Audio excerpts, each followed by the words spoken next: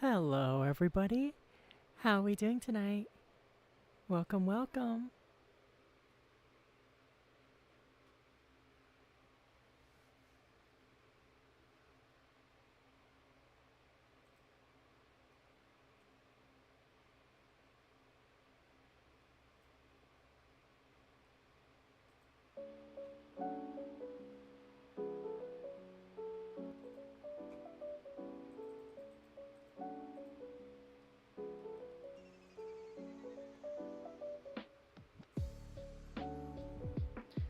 Hi, everybody. It's good to see you all.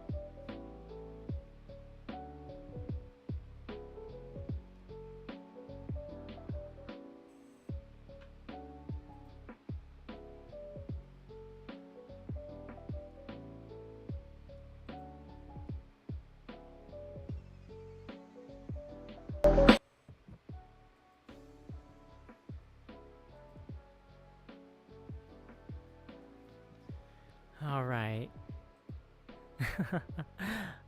I missed you guys too.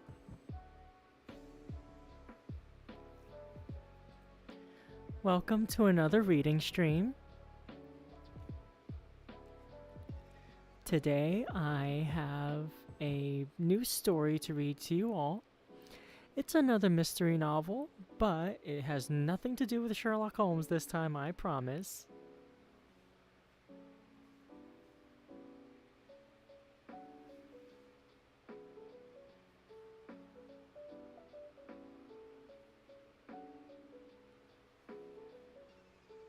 Just want to make sure, how's the music volume sound to you guys? Does it sound good?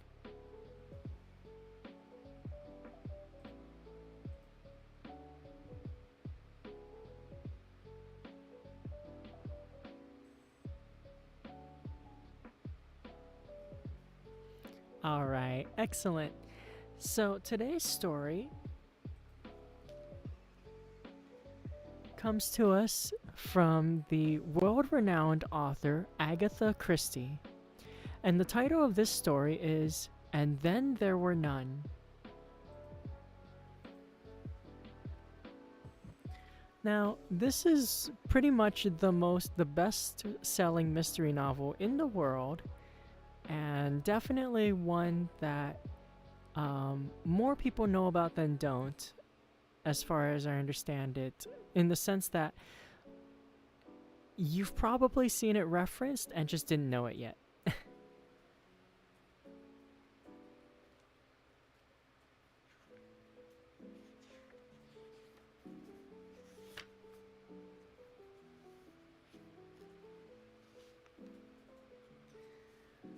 And this was originally published in 1939, so it's a little bit more contemporary than the Sherlock Holmes adventures.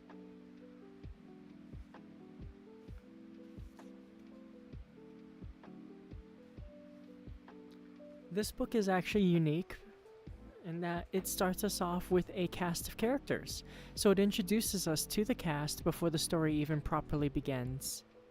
I'm going to start by reading this cast of characters page, just so that we can get familiar with what we're going to expect today.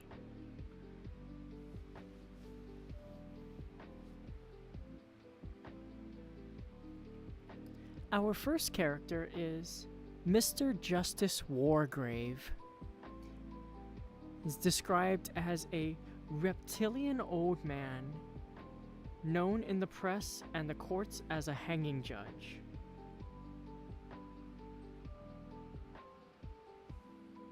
Oh, one second.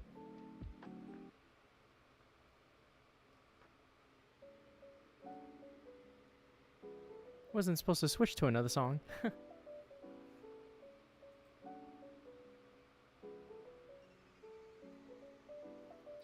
Okay.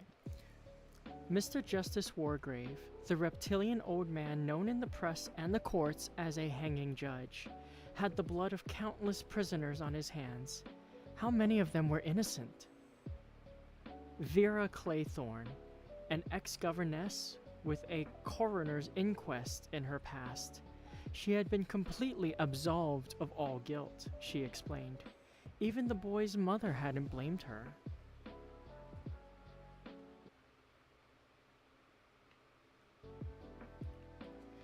Captain Philip Lombard, a soldier of fortune.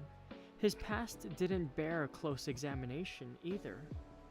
He was the only one who thought it necessary to carry a gun to Indian Island. Emily Brent, a 65-year-old spinster whose troubled dreams and rambling diary were the only indications of a disturbed and perhaps dangerous mind.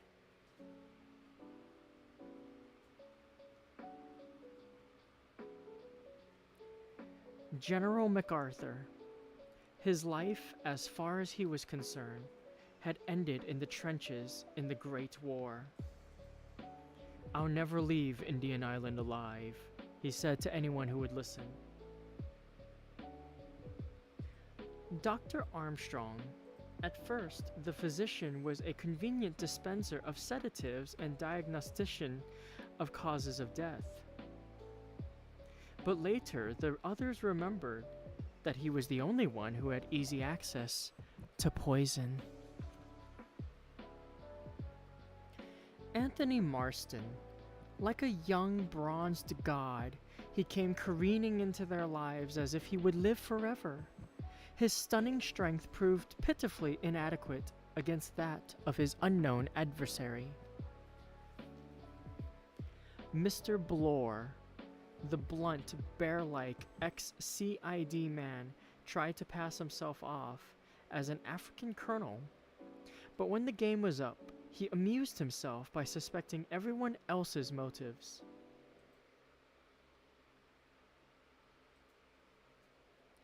Fred Narracott, the Devonshire boatman, like Charon ferrying the Styx, motored the doomed group to Indian Island. He felt it a queer business indeed. They seemed like such a dull, ill-assorted lot.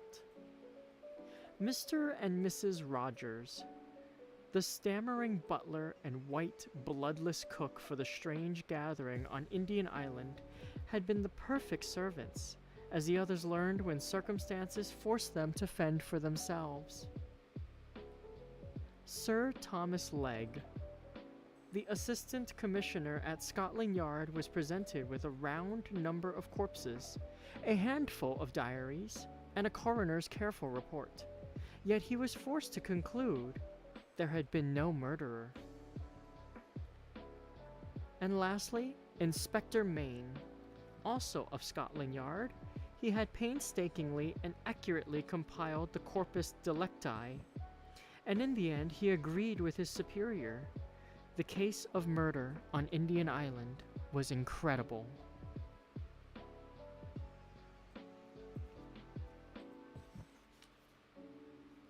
And that rounds out our cast of characters. And with that, we're going to start Chapter 1.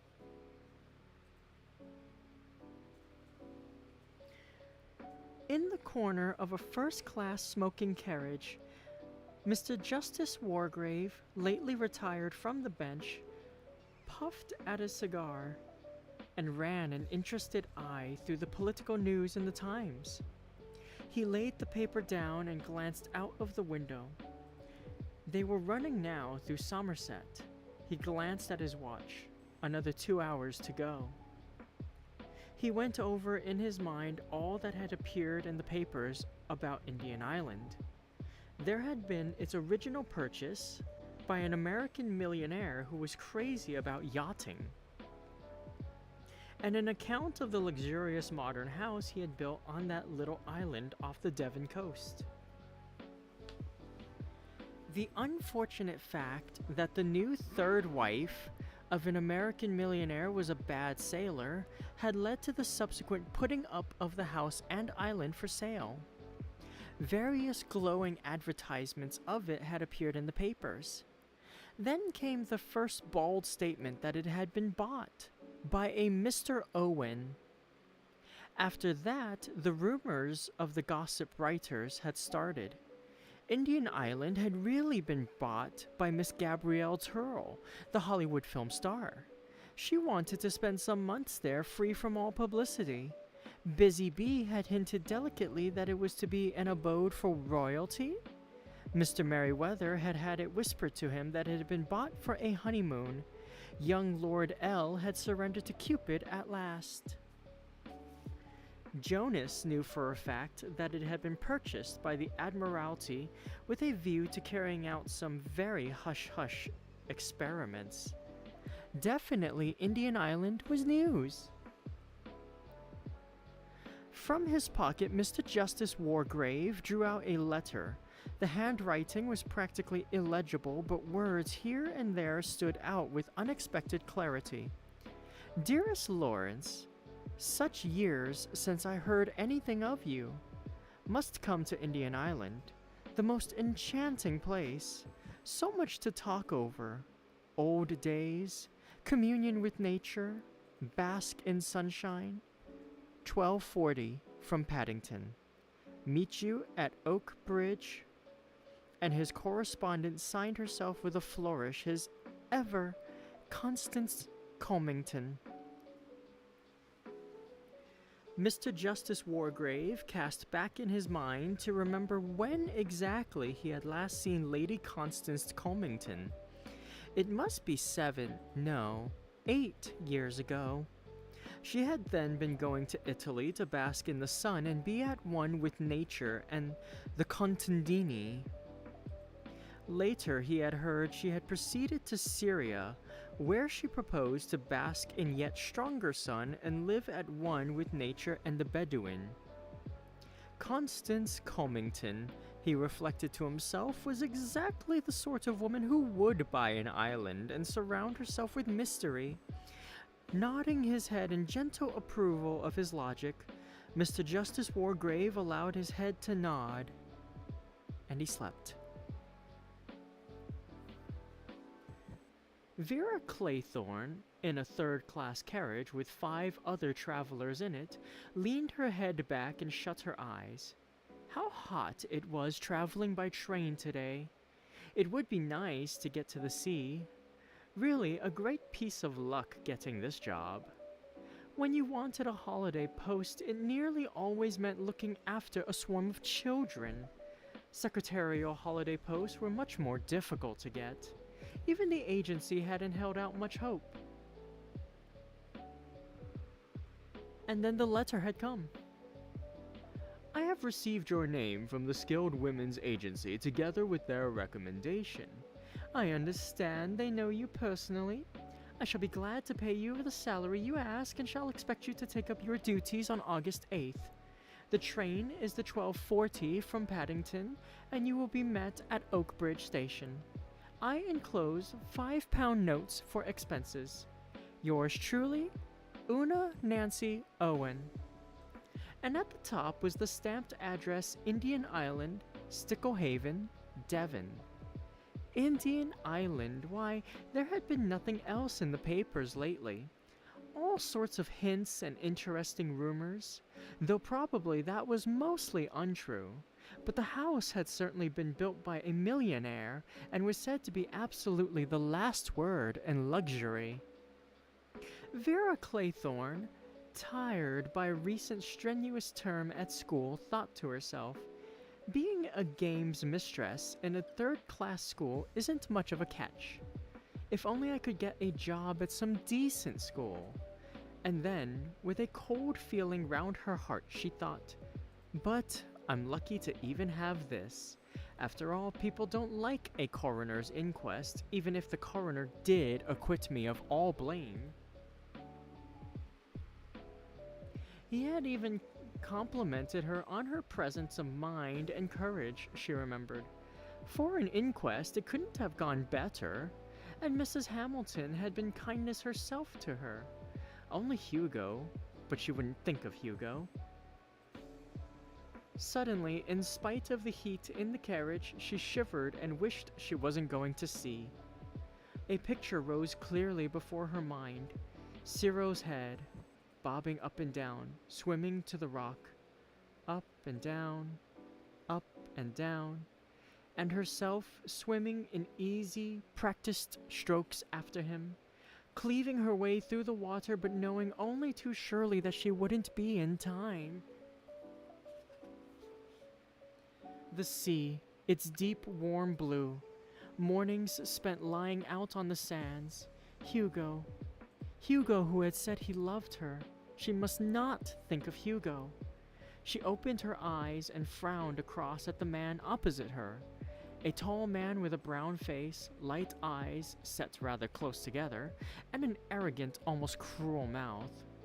She thought to herself, I bet he's been to some interesting parts of the world and seen some interesting things.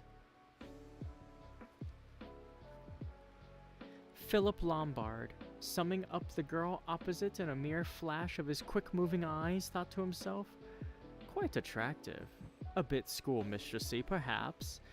A cool customer, he should imagine, and one who could hold her own in love or war. He'd rather like to take her on. He frowned. No, cut out all that kind of stuff. This was business. He'd got to keep his mind on the job. What exactly was up, he wondered? Morris had been damned mysterious. Take it or leave it, Captain Lombard. He had said thoughtfully. 100 guineas, eh? He had said it in a casual way as though 100 guineas were nothing to him. 100 guineas when he was literally down to his last square meal. He had fancied, though, that Morris had not been deceived. That was the damnable part about Morris. You couldn't deceive him about money. He knew. He had said in the same casual tone, and you can't give me any further information. Mr. Isaac Morris had shaken his little bald head very positively. No, Captain Lombard, the matter rests there. It is understood by my client that your reputation is that of a good man in a tight place. I am empowered to hand you 100 guineas in return for which you will travel to Sticklehaven, Devon. The nearest station is Oak Bridge. You will be met there and motored to Sticklehaven, where a motor launch will convey you to Indian Island. There you will hold yourself at the disposal of my client. Lombard had said abruptly, For how long? Not longer than a week at most. Fingering his small mustache, Captain Lombard said, You understand I can't undertake anything illegal? He had darted a very sharp glance at the other as he had spoken. There had been a very faint smile on the thick lips of Mr. Morris as he answered gravely, If anything illegal is proposed, you will, of course, be at perfect liberty to withdraw. Damn the smooth little brute, he had smiled. It was as though he knew very well that in Lombard's past actions legality had not always been a sine qua non. Lombard's own lips parted in a grin. By Jove, he'd sailed pretty near the wind once or twice, but he'd always got away with it. There wasn't much he drew the line at, really. No, there wasn't much he'd draw the line at.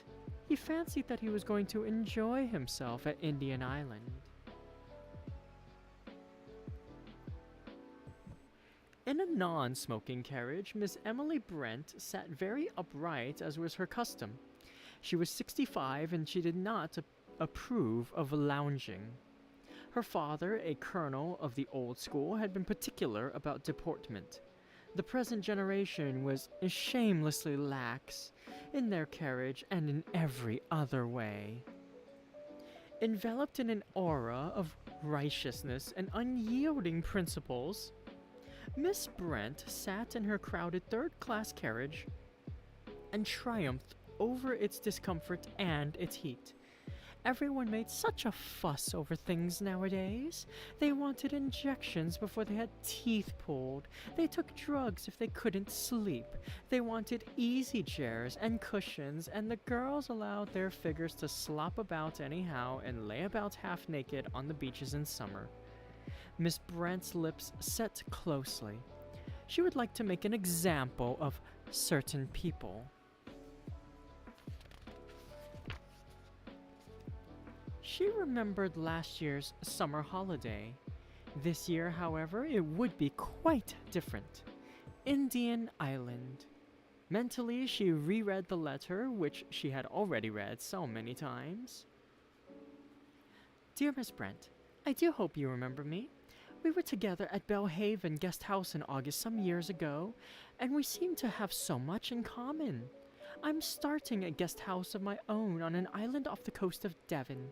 I think there's really an opening for a place where there's good plain cooking and a nice old-fashioned type of person. None of this nudity and gramophones half the night. I shall be very glad if you could see your way to spending your summer holiday on Indian Island, quite free as my guest. Would early in August suit you? Perhaps the 8th? Yours sincerely, U.N. What was the name? The signature was rather difficult to read. Emily Brent thought impatiently. So many people write their signatures quite illegibly. She let her mind run back over the people at Belhaven. She had been there 2 summers running. There had been that nice middle-aged woman, Mrs. Now what was her name? Her father had been a canon, and there had been a Miss Orman? No, surely it was Oliver. Yes, Oliver. Indian Island. There had been things in the paper about Indian Island. Something about a film star, or was it an American millionaire? Of course, often those places went very cheap. Islands didn't suit everybody. They thought the idea was romantic, but when they came to live there, they realized the disadvantages and were only too glad to sell. Emily Brent thought to herself, I shall be getting a free holiday at any rate. With her income so much reduced, and so many dividends not being paid, that was indeed something to take into consideration. If only she could remember a little more about Mrs. Or was it Ms. Oliver?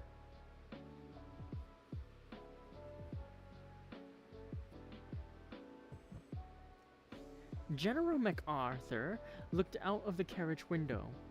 The train was just coming into Exeter, where he had to change. Damnable, these slow branch line trains. This place, Indian Island, was really no distance at all as the crow flies. He hadn't got it clear who this fellow Owen was. A friend of Spoof Lagarde's, apparently, and of Johnny Dyer's. 1 or 2 of your old cronies are coming. Would like to have a talk over old times. Well, he'd enjoy a chat about old times. He'd had a fancy lately that fellows were rather fighting shy of him, all owing to that damned rumor. By God, it was pretty hard. Nearly 30 years ago now. Armstrong had talked, he supposed. Damn young pup. What did he know about it? Oh well, no good brooding about these things. One fancied things sometimes. Fancied a fellow was looking at you queerly. This Indian Island now, he'd be interested to see it. A lot of gossip flying about. Look as though there might be something in the rumor that the Admiralty or the War Office or the Air Force had got hold of it. Young Elmer Robson, the American millionaire, had actually built the place, spent thousands on it, so it was said, every mortal luxury. Exeter, and an hour to wait. And he didn't want to wait, he wanted to get on. Dr. Armstrong was driving his Morris across Salisbury Plain. He was very tired. Success had its penalties.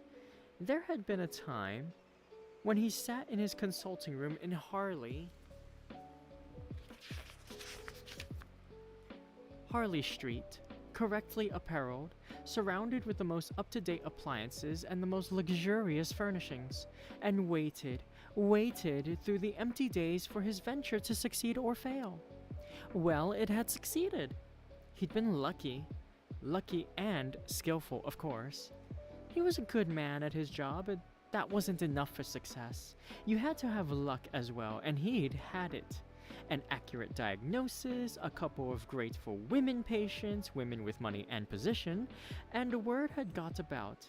You ought to try Armstrong. Quite a young man, but so clever. Pam had been to all sorts of people for years, and he put his finger on the trouble at once.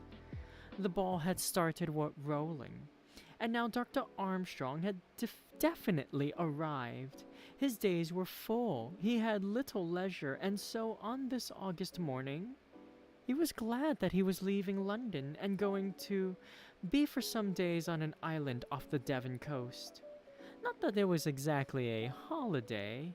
The letter he had received had been rather vague in its terms, but there was nothing vague about the accompanying check. A whacking fee. These Owens must be rolling in money.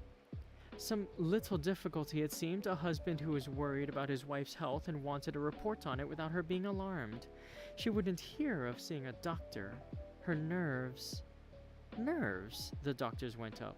These women and their nerves. Well, it was good for business, after all. Half the women who consulted him had nothing the matter with them but boredom, but they wouldn't thank you for telling them so. And one could usually find something. A slightly uncommon condition of the... some long word. Nothing at all serious, but it just needs putting right. Simple treatment. Well, medicine was mostly faith healing when it came to it, and he had a good manager. He could inspire hope and belief. Lucky that he'd managed to pull himself together in time after that business 15 years ago. It had been a near thing, that. He'd been going to pieces. The shock had pulled him together. He'd cut out drink altogether. By Jove, it had been a near thing, though. With a devastating, ear-splitting blast on the horn, an enormous super sports Dalmain car rushed past him at 80 miles an hour. Dr. Armstrong nearly went into the hedge. One of these young fools who tore around the country. He hated them. That had been a near shave, too. Damned young fool. Tony Marsden, roaring down into Mare, thought to himself, the amount of cars crawling about the roads is frightful. Always something blocking your way. Anna, they will drive in the middle of the road. Pretty hopeless driving in England anyway. Not like France, where you could really let out. Should he stop here for a drink or push on? Heaps of time. Only another 100 miles and a bit to go. He'd have a gin and ginger beer. Fizzing hot day. This island place ought to be rather good fun, if the weather lasted. Who were these Owens, he wondered. Rich and stinking, probably. Badger was rather good at nosing people like that out. Of course, he had to. Poor old chap, with no money of his own. Hope they do one well in drinks. Never knew with these fellows who'd made their money and weren't born to it. Pity that story about Gabrielle Turrell having bought Indian Island wasn't true. He'd like to have been in with that film star crowd. Oh well, he supposed there'd be a few girls there. Coming out of the hotel, he stretched himself, yawned, looked up at the blue sky, and climbed into the Dalmain. Several young women looked at him admiringly. His 6 feet of well-proportioned body, his crisp hair, tanned face, and intensely blue eyes. He let in the clutch with a roar and leapt up the narrow street. Old men and errand boys jumped for safety. The latter looked after the car admiringly. Anthony Marston proceeded on his triumphal progress. Mr. Bloor was in the slow train from Plymouth. There was only one other person in his carriage, an elderly seafaring gentleman with a bleary eye. At the present moment he had dropped off to sleep. Mr. Bloor was writing carefully in a little notebook. "That's the lot," he muttered to himself. "Emily Brent, Vera Claythorne, Dr. Armstrong, Anthony Marston, Old Justice Wargrave, Philip Lombard, General MacArthur, CMG DSO, manservant and wife, Mr. and Mrs. Rogers." He closed the notebook and put it back in his pocket. He glanced over at the corner and the slumbering man. "Add 1 over the 8, diagnosed Mr. Bloor accurately. He went over things carefully and conscientiously in his mind. "Job ought to be easy enough," he ruminated. "Don't see how I can slip up on it. Hope I look all right." He stood up and scrutinized himself anxiously in the glass. The face reflected there was of a slightly military cast, with a mustache. There was very little expression in it. The eyes were gray and set rather close together. "Might be a major," said Mr. Bloor. "No, I forgot. There's that old military gent. He'd spot me at once." "South Africa," said Mr. Bloor. "That's my line. None of these people have anything to do with South Africa, and I've just been reading that travel folder so I can talk about it all right." Fortunately, there were all sorts and types of colonels.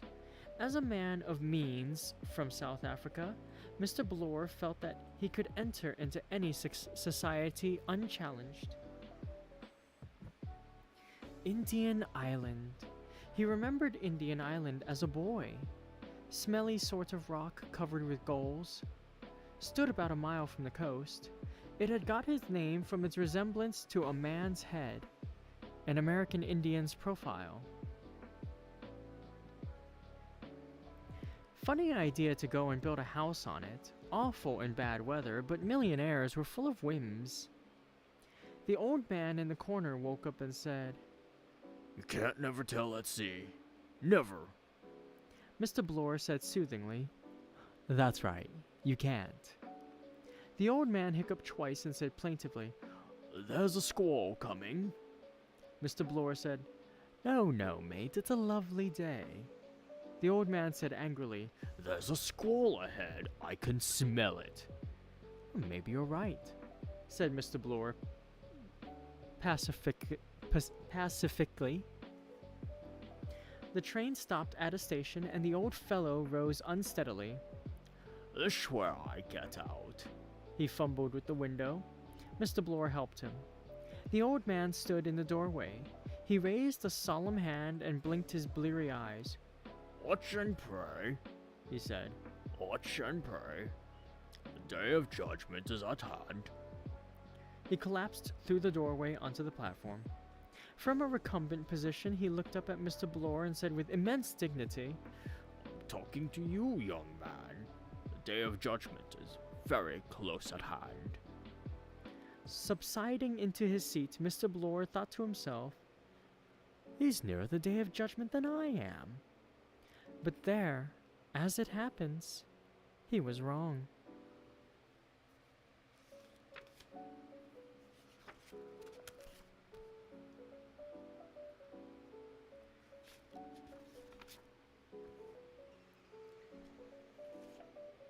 Chapter 2. Outside Oak Bridge Station, a little group of people stood in momentary uncertainty. Behind them stood porters with suitcases. One of these called, "Jim!" The driver of one of the taxis stepped forward. "You from Indy Island, maybe?" he asked in a soft Devon voice. 4 voices gave assent, and then immediately afterwards gave quick, surreptitious glances at each other. The driver said, addressing his remarks to Mr. Justice Wargrave as the senior member of the party. Two taxis here, sir.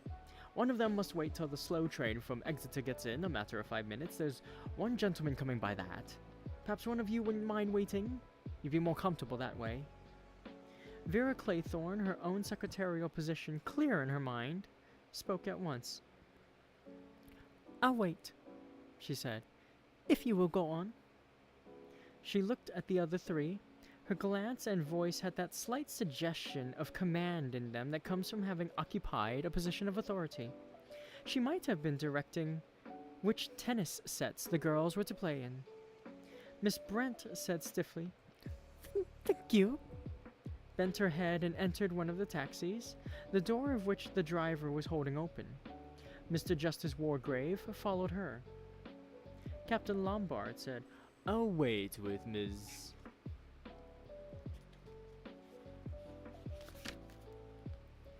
Claythorne, said Vera. My name is Lombard. Philip Lombard. The porters were piling luggage on the taxi. Inside, Mr. Justice Wargrave said with due legal caution, Beautiful weather we are having. Miss Brent said, Yes, indeed. A very distinguished old gentleman, she thought to herself, quite unlike the usual type of man in seaside guest houses. Evidently, Mrs. or Ms. Oliver had good connections. Mr. Justice Wargrave inquired, Do you know this part of the world well? I have been to Cornwall and to Torquay, but this is my first visit to this part of Devon. The judge said, I also am unacquainted with this part of the world. The taxi drove off. The driver of the second taxi said, Like to sit inside while you're waiting? Vera said decisively, Not at all. Captain Lombard smiled. He said, That sunny wall looks more attractive, unless you'd rather go inside the station. No, indeed. It's so delightful to get out of that stuffy train. He answered, Yes, traveling by train is rather trying in this weather. Vera said conventionally, I do hope it lasts. The weather, I mean. Our English summers are so treacherous. With a slight lack of originality, Lombard asked, Do you know this part of the world well? No, never been here before, she added quickly, conscientiously determined to make her position clear at once. I haven't even seen my employer yet. Your employer? Yes, I'm Mrs. Owen's secretary. Oh, I see. Just imperceptibly his manner changed. It was slightly more assured, easier in tone. He said, Isn't that any rather unusual? Vera laughed. Oh, no, I don't think so. Her own secretary was suddenly taken ill. She wired to an agency for a substitute and they sent me. So that was it. Suppose you don't like the post when you've got there. Vera laughed again. Oh, it's only temporary. A holiday post. I've got a permanent job at a girls' school. As a matter of fact, I'm frightfully thrilled at the prospect of seeing Indian Island. There's been such a lot about it in the papers. Is it really very fascinating? Lombard said, I don't know. I haven't seen it. Oh, really? The Owens are frightfully keen on it, I suppose. What are they like? Do tell me. Lombard thought, Awkward this. Am I supposed to have met them or not? He said quickly, There's a wasp crawling up your arm. Now keep quite still. He made a convincing pounce. There, it's gone. Oh, thank you. There are a lot of wasps about this summer. Yes, I suppose it's the heat. Who are we waiting for, do you know? I haven't the least idea. The loud, drawn-out scream of an approaching train was heard. Lombard said, Well, that will be the train now. It was a tall, soldiery old man who appeared at the exit from the platform. His gray hair was clipped close and he had a neatly trimmed white mustache. His porter, staggering slightly under the weight of the solid leather suitcase, indicated Vera and Lombard. Vera came forward in a competent manner. She said, "I am Mrs. Owen's secretary. There's a car here waiting." She added, "This is Mr. Lombard." The faded blue eyes, shrewd in spite of their age, sized up Lombard. For a moment, a judgment showed in them, had there been anyone to read it. Good-looking fellow. Something just a little wrong about him. The three of them got into the waiting taxi. They drove through the sleepy streets of Little Oak Bridge and continued about a mile on the main Plymouth Road.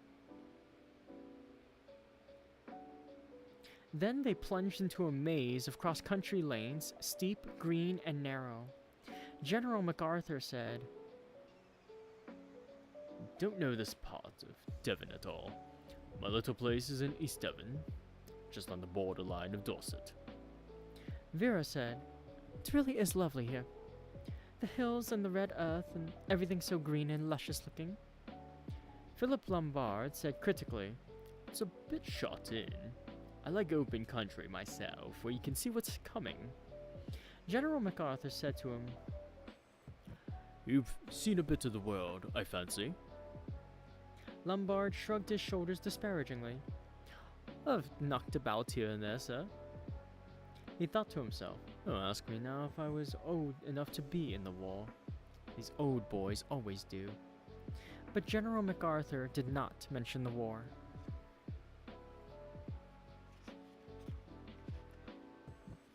They came up over a steep hill and down a zigzag track to Sticklehaven, a mere cluster of cottages with a fishing boat or two drawn up to the beach.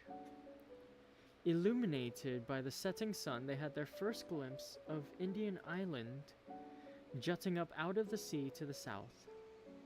Vera said, surprised, "It's a long way out." She had pictured it differently, close to shore, crowned with a beautiful white house. But there was no house visible, only the boldly silhouetted rock with its faint resemblance to a giant Indian's head. There was something sinister about it. She shivered faintly. Outside a little inn, the 7 Stars, 3 people were sitting. There was the hunched elderly figure of the judge, the upright form of Miss Brent,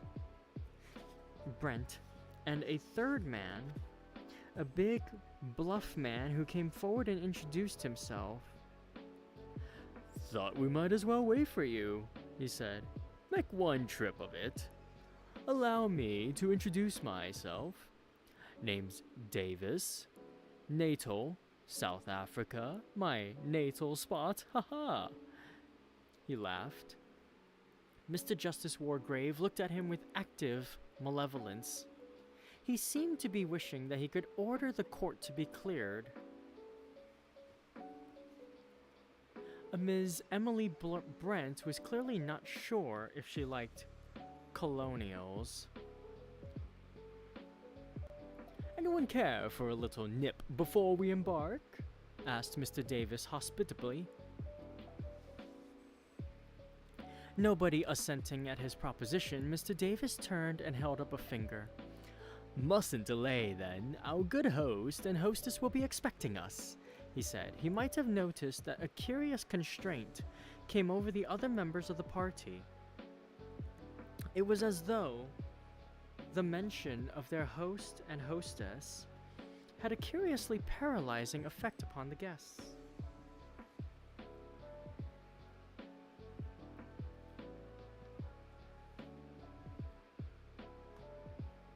In response to Davis's beckoning finger, a man detached himself from a nearby wall against which he was leaning and came up to them. His rolling gait proclaimed him a man of the sea. He had a weather-beaten face and dark eyes with a slightly evasive expression. He spoke in a soft Devon voice. "Will you be ready to be starting for the island, ladies and gentlemen? The boat's waiting. There's 2 gentlemen coming by car, but Mr. Owen's orders was not to wait for them, as they might arrive at any time." The party got up. Their guide led them along a small stone jetty. Alongside it, a motor boat was lying. Emily Brent said, "Oh, that's a very small boat." The boat's owner said persuasively, She's a fine boat, that, ma'am. You could go to Plymouth in her as easy as winking. Mr. Justice Wargrave said sharply, There are a good many of us. She'd take double the number, sir.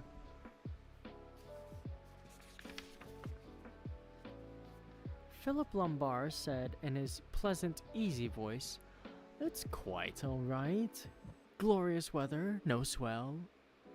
Rather doubtfully, Miss Brent permitted herself to be helped into the boat. The others followed suit. There was as yet no fraternizing among the party.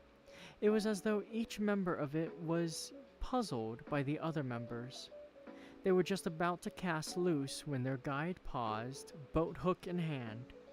Down the steep track into the village, a car was coming. A car so fantastically powerful, so superlatively beautiful that it had all the nature of an apparition.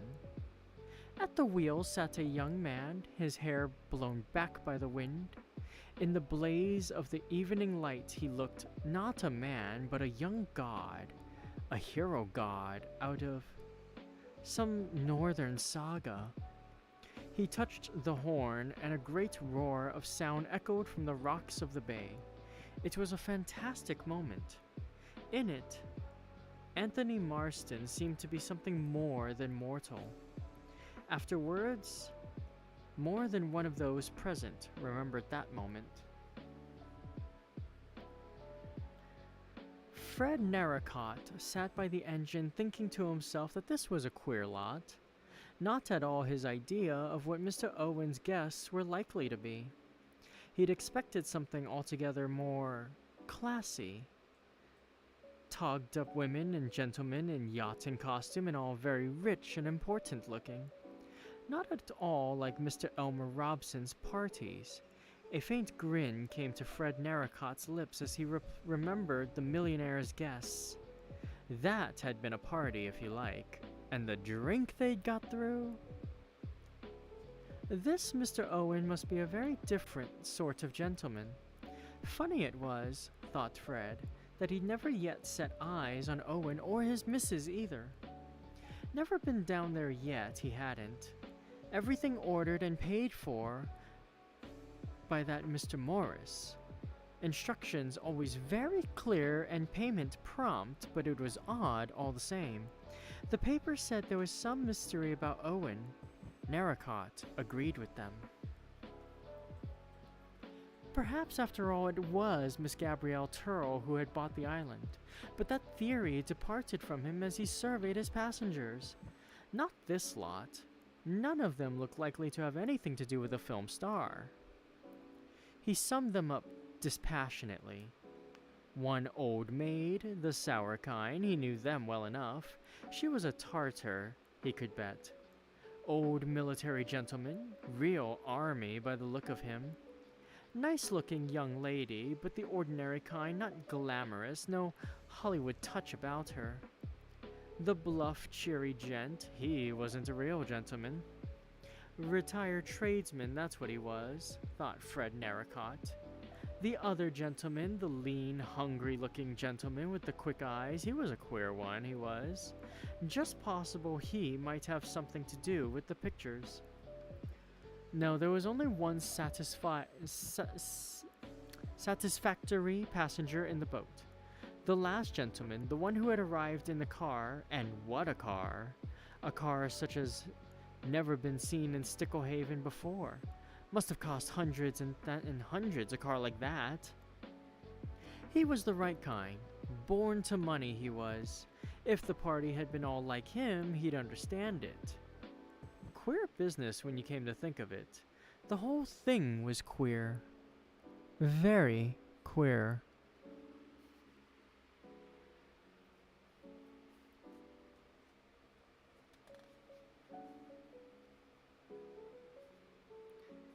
The boat churned its way round the rock. Now at last the house came into view. The south side of the island was quite different. It shelved gently down to the sea. The house was there facing south, low and square, and modern looking, with rounded windows letting in all the light. An exciting house, a house that lived up to expectation. Fred Narracott shut off the engine. They nosed their way gently into a little natural inlet between rocks.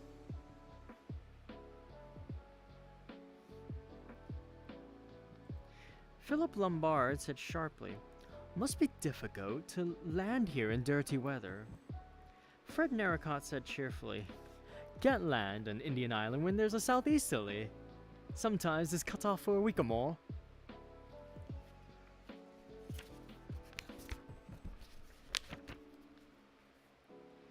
Vera Claythorne thought, "The catering must be very difficult. That's the worst of an island. All the domestic problems are so worrying." The boat grated against the rocks. Fred Narracott jumped out and he and Lombard helped the others to alight. Narracott made the boat fast to a ring in the rock. Then he led the way up steps cut in the rock. General MacArthur said, "Oh, delightful spot." but he felt uneasy. Damned odd sort of a place. As the party ascended the steps and came out on a terrace above, their spirits revived. In the open doorway of the house above, a correct butler was awaiting them, and something about his gravity reassured them. And then the house itself was really more attractive. The view from the terrace, magnificent. The butler came forward, bowing slightly. He was a tall, lank man, gray-haired and very respectable.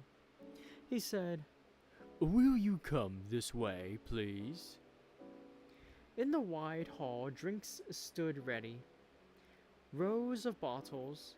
Anthony Marston's spirits cheered up a little. He'd just been thinking this was a rum kind of show. None of his lot. What could old Badger have been thinking about to let him in for this? However, the drinks were all right. Plenty of ice, too.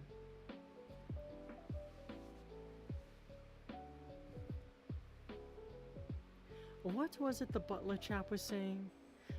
Mr. Owen, unfortunately delayed, unable to get here till tomorrow. Instructions, everything they wanted. If they would like to go to their rooms, dinner would be at 8 o'clock. Vera had followed Mrs. Rogers upstairs. The woman had thrown open a door at the end of a passage, and Vera had walked into a delightful bedroom with a big window that opened wide upon the sea and another looking east. She uttered a quick exclamation of pleasure. Mrs. Rogers was saying, "I hope you've got everything you want, miss." Vera looked around. Her luggage had been brought up and been unpacked. At one side of the room, a door stood open into a pale blue tiled bathroom. She said quickly, "Yes, everything, I think." "You'll ring the bell if you want anything, miss?" Mrs. Rogers had a flat, monotonous voice. Vera looked at her curiously. What a white, bloodless ghost of a woman. Very respectable looking, with her hair dragged back from her face and her black dress. Queer light eyes that shifted the whole time from place to place. Vera thought, she looks frightened of her own shadow. Yes, that was it, frightened. She looked like a woman who walked in mortal fear. A little shiver passed down Vera's back. What on earth was the woman afraid of? She said pleasantly, "I'm Mrs. Owen's new secretary. I expect you to know that." Mrs. Rogers said, "No, miss, I don't know anything. Just a list of the ladies and gentlemen and what rooms they were to have." Vera said, "Mrs. Owen didn't mention me." Mrs. Rogers' eyelashes flickered. "I haven't seen Mrs. Owen. Not yet. We only came here 2 days ago. Extraordinary people, these Owens, thought Vera. Aloud, she said, "What staff is there here?" "Just me and Rogers, miss."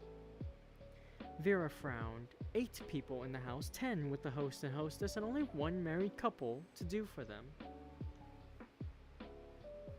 Mrs. Rogers said, "I'm a good cook, and Rogers is handy about the house.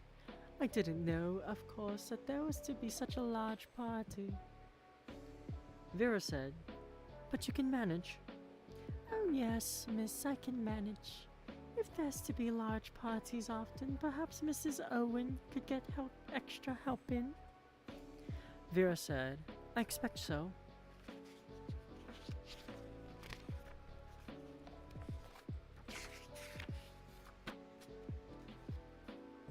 Mrs. Rogers turned to go. Her feet moved noiselessly over the ground. She drifted from the room like a shadow. Vera went over to the window and sat down on the window seat. She was faintly disturbed. Everything somehow was a little queer.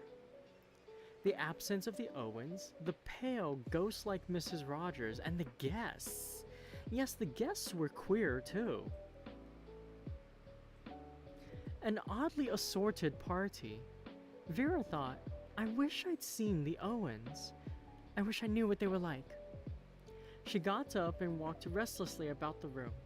A perfect bedroom decorated throughout in the modern style. Off-white rugs on the gleaming parquet floor, faintly tinted walls, a long mirror surrounded by lights, a mantelpiece bare of ornaments save for an enormous block of white marble shaped like a bear, a piece of modern sculpture in which was inset a clock. Over it, in a gleaming chromium frame, was a big square of parchment, a poem. She stood in front of the fireplace and read it. It was the old nursery rhyme that she remembered from her childhood days. 10 little Indian boys went out to dine. 1 choked his little self, and then there were 9. 9 little Indian boys sat up very late. 1 overslept himself, and then there were 8. 8 little Indian boys traveling in Devon. 1 said he'd stay there, and then there were 7. 7 little Indian boys chopping up sticks. 1 chopped himself in halves, and then there were 6. 6 little Indian boys playing with a hive. A bumblebee stung 1, and then there were 5. 5 little Indian boys going in for law. 1 got in chancery, and then there were 4. 4 little Indian boys going out to sea. A red herring swallowed 1, and then there were 3. 3 little Indian boys walking in the zoo. A big bear hugged 1, and then there were 2. 2 little Indian boys sitting in the sun. 1 got frizzled up, and then there was 1. 1 little Indian boy left all alone. He went and hanged himself, and then there were none. Vera smiled. Of course, this was Indian Island. She went and sat again by the window looking out to sea. How big the sea was. From here there was no land to be seen anywhere. Just a vast expanse of blue water rippling in the evening sun.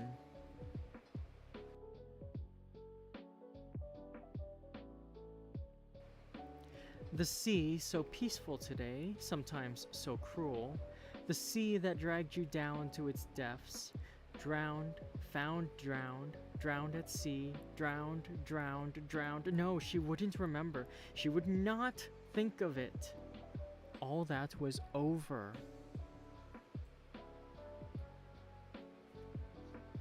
I'm just going to pause real quick to remind everyone this book was in fact written by an Englishwoman in 1939. This certainly has age on it, and I do apologize for anything that might be visibly dated.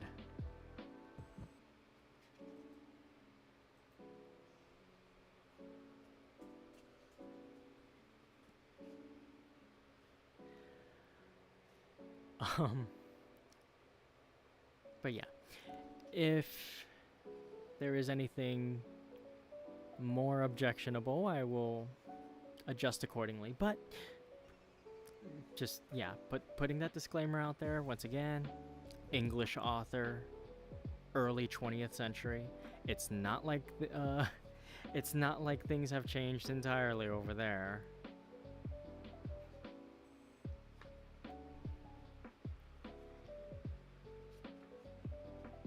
All right, I'm gonna continue now. Dr. Armstrong came to Indian Island just as the sun was sinking into the sea. On the way across, he had chatted to the boatman, a local man. He was anxious to find out a little about these people who owned Indian Island, but the man Narracott seemed curiously ill-informed, or perhaps unwilling to talk, so Dr. Armstrong chatted instead of the weather and of fishing. He was tired after his long motor drive. His eyeballs ached. Driving west, you were driving against the sun. Yes, he was very tired. The sea and perfect peace, that was what he needed. He would like, really, to take a long holiday. But he couldn't afford to do that. He could afford it financially, of course. But he couldn't afford to drop out. You were soon forgotten nowadays. No, now that he had arrived, he must keep his nose to the grindstone. He thought, all the same, this evening I'll imagine to myself that I'm not going back. That I've done with London and Harley Street and all the rest of it. There was something magical about an island. The mere word suggested fantasy. You lost touch with the world. An island was a world of its own. A world perhaps from which you might never return. He thought, I'm leaving my ordinary life behind me. And smiling to himself, he began to make plans, fantastic plans for the future. He was still smiling when he walked up the rock-cut steps. In a chair on the terrace, an old gentleman was sitting, and the sight of him was vaguely familiar to Dr. Armstrong. Where had he seen that frog-like face, that tortoise-like neck, that hunched-up attitude? Yes, and those pale, shrewd little eyes. Of course! Old Wargrave. He'd given evidence once before him. Always looked half asleep, but was shrewd as could be when it came to a point of law. Had great power with a jury. It was said he could make their minds up for them any day of the week. He'd got one or two unlikely convictions out of them. A hanging judge, some people said. Funny place to meet him, here, out of the world. Mr. Justice Wargrave thought to himself, Armstrong? Remember him in the witness box. Very correct and cautious. All doctors are damned fools. Harley Street ones are the worst of the lot, and his mind dwelt malevolently on a recent interview he had had with a suave personage in that very street. Aloud he grunted, Drinks are in the hall. Dr. Armstrong said, I must go and pay my respects to my host and hostess. Mr. Justice Wargrave closed his eyes again, looking decidedly reptilian, and said, You can't do that. Dr. Armstrong was startled. Why not? The judge said, No host and hostess. Very curious state of affairs. Don't understand this place.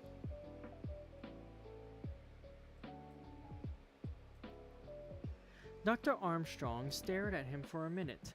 When he thought the old gentleman had actually gone to sleep, Wargrave said suddenly, Do you know Constance Comington?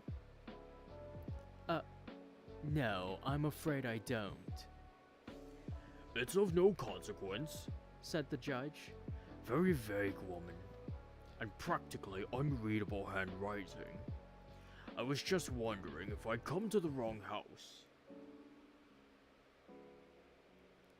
Dr. Armstrong shook his head and went on up to the house. Mr. Justice Wargrave reflected on the subject of Constance Comington. Undependable, like all women. His mind went on to the two women in the house, the tight-lipped old maid and the girl. He didn't care for the girl, cold-blooded young hussy. No, 3 women if you counted the Rogers woman. Odd creature, she looked scared to death. Respectable pair and knew their job. Rogers coming out on the terrace that minute, the judge asked him, Is Lady Constance Comington expected, do you know? Rogers stared at him. No, sir, not to my knowledge. The judge's eyebrows rose, but he'd only grunted. He thought, Indian Island, eh? There's a... That's the N-word. In the woodpile. Anthony Marston was in his bath. He luxuriated in the steaming water. His limbs had felt cramped after his long drive. Very few thoughts passed through his head. Anthony was a creature of sensation and of action. He thought to himself, must go through with it, I suppose, and thereafter dismissed everything from his mind. Warm, steaming water, tired limbs, presently a shave, a cocktail dinner, and after? Mr. Blore was tying his tie. He wasn't very good at this sort of thing. Did he look all right? He supposed so. Nobody had been exactly cordial to him.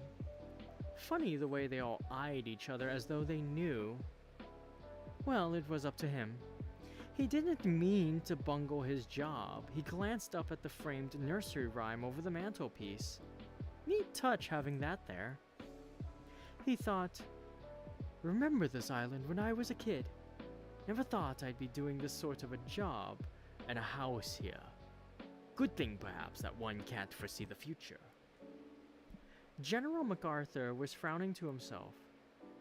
Damn it all, the whole thing was deuced odd. Not at all what he'd been led to expect. For 2 pins, he'd make an excuse and get away. Throw up the whole business. But the motor boat had gone back to the mainland. He'd have to stay. That fellow Lombard now, he was a queer chap. Not straight. He'd swear the man wasn't straight.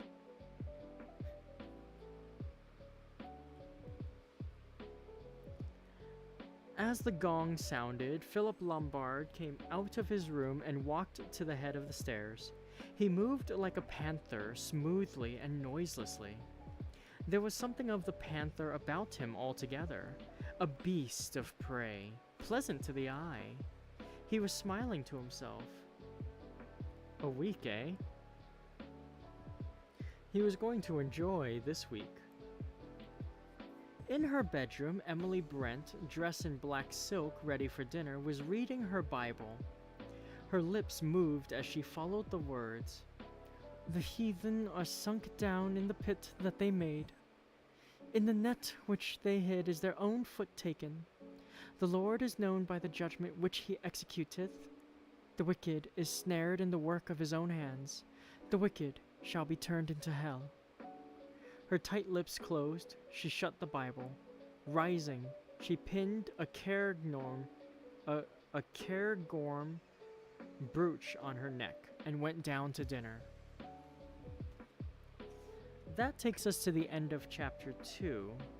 And just as a quick note, I'm pretty sure, though I'm not 100% sure, that General MacArthur was thinking about Lombard as a man who is eccentric and not all right in the head, as straight. He's not the straight man of the group. You know, everyone's being all silly and stuff, and so he thinks he's one of the queer ones or the strange ones. However, words being what they are, he could also be thinking he's gay.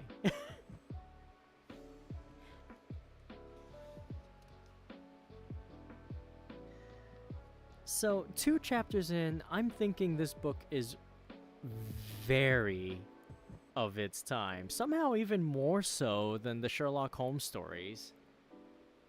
I don't know how you sound even more dated than Sherlock Holmes, but boy, did I not expect to scan forward and to see that word in this book. Of course, I make it as much of a principle to read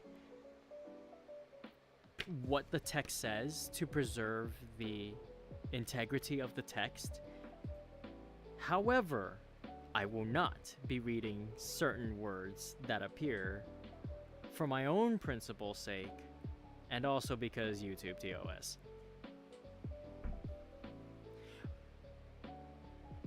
But yeah, I will read what the book says because it is what she wrote. We can be critical of it all we want, but I am not reading certain words that I do not have a pass for.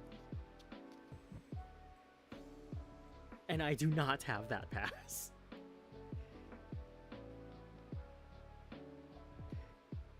You won't get me, Wooly.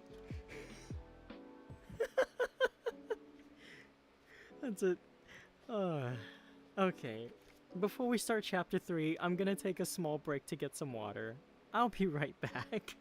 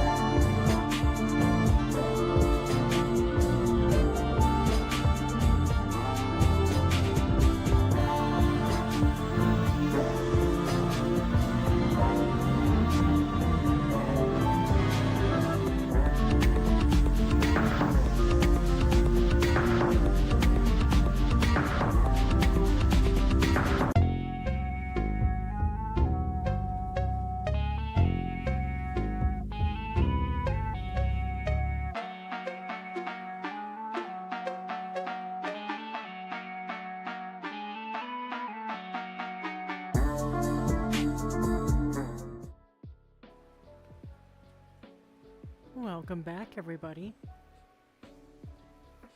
So, honest opinions, how are you enjoying this setup so far?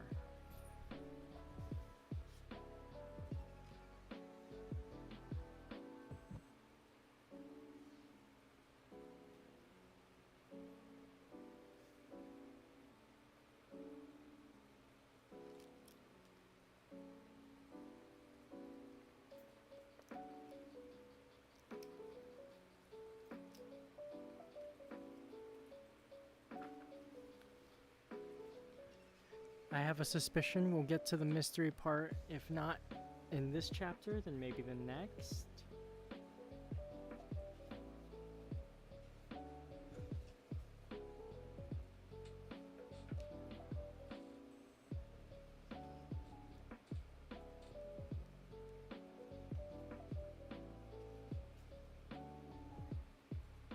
I think we'll do 2 more chapters for today.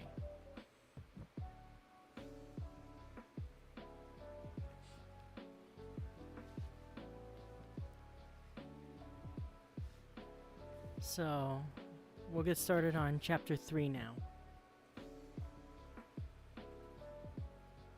I also, yeah, I just wanted to gauge to see if everybody was enjoying the setup and enjoying the premise so far. But we'll see how it goes from here. Chapter 3. Dinner was drawing to a close. The food had been good, the wine perfect. Rogers waited well. Everyone was in better spirits. They had begun to talk to each other with more freedom and intimacy. Mr. Justice Wargrave, mellowed by the excellent port, was being amusing in a caustic fashion. Dr. Armstrong and Tony Marston were listening to him. Miss Brent chatted to General MacArthur. They had discovered some mutual friends. Vera Claythorne was asking Mr. Davis intelligent questions about South Africa. Mr. Davis was quite fluent on the subject. Lombard listened to the conversation. Once or twice he looked up quickly and his eyes narrowed. Now and then his eyes played round the table studying the others. Anthony Marston said quickly, "Quaint, these things, aren't they?" In the center of the round table, on a circular glass stand, were some little china figures. "Indians," said Tony. "Indian Island, I suppose that's the idea." Vera leaned forward. "I wonder, how many are there? 10? "Yes, 10 there are." Vera cried, "What fun! They're the 10 little Indian boys of the nursery rhyme, I suppose. In my bedroom, the rhyme is framed and hung up over the mantelpiece." Lombard said, "In my room, too." "And mine." Everybody joined the chorus. Vera said, "It's an amusing idea, isn't it?" Mr. Justice Wargrave grunted, "Remarkably childish," and helped himself to port.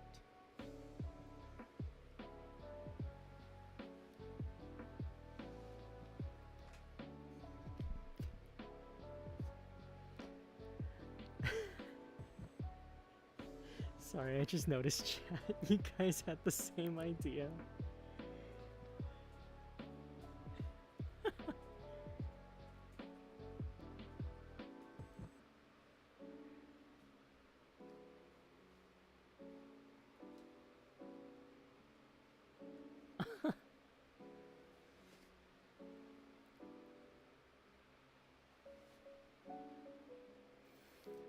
Some sort of like Mask of the Red Death slash Saw Trap kind of setup.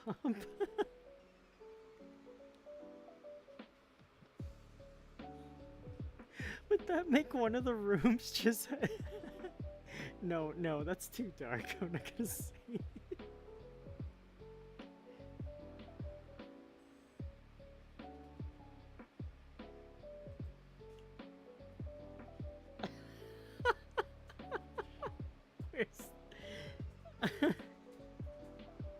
I don't think I want... I don't think I would be...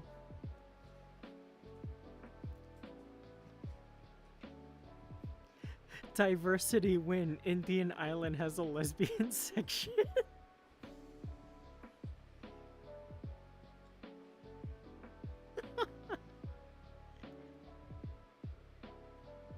Okay, let me get back to the story.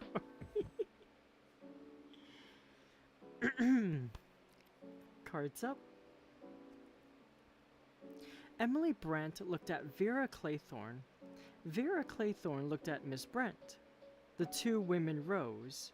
In the drawing room, the French windows were open onto the terrace, and the sound of the sea murmuring against the rocks came up to them.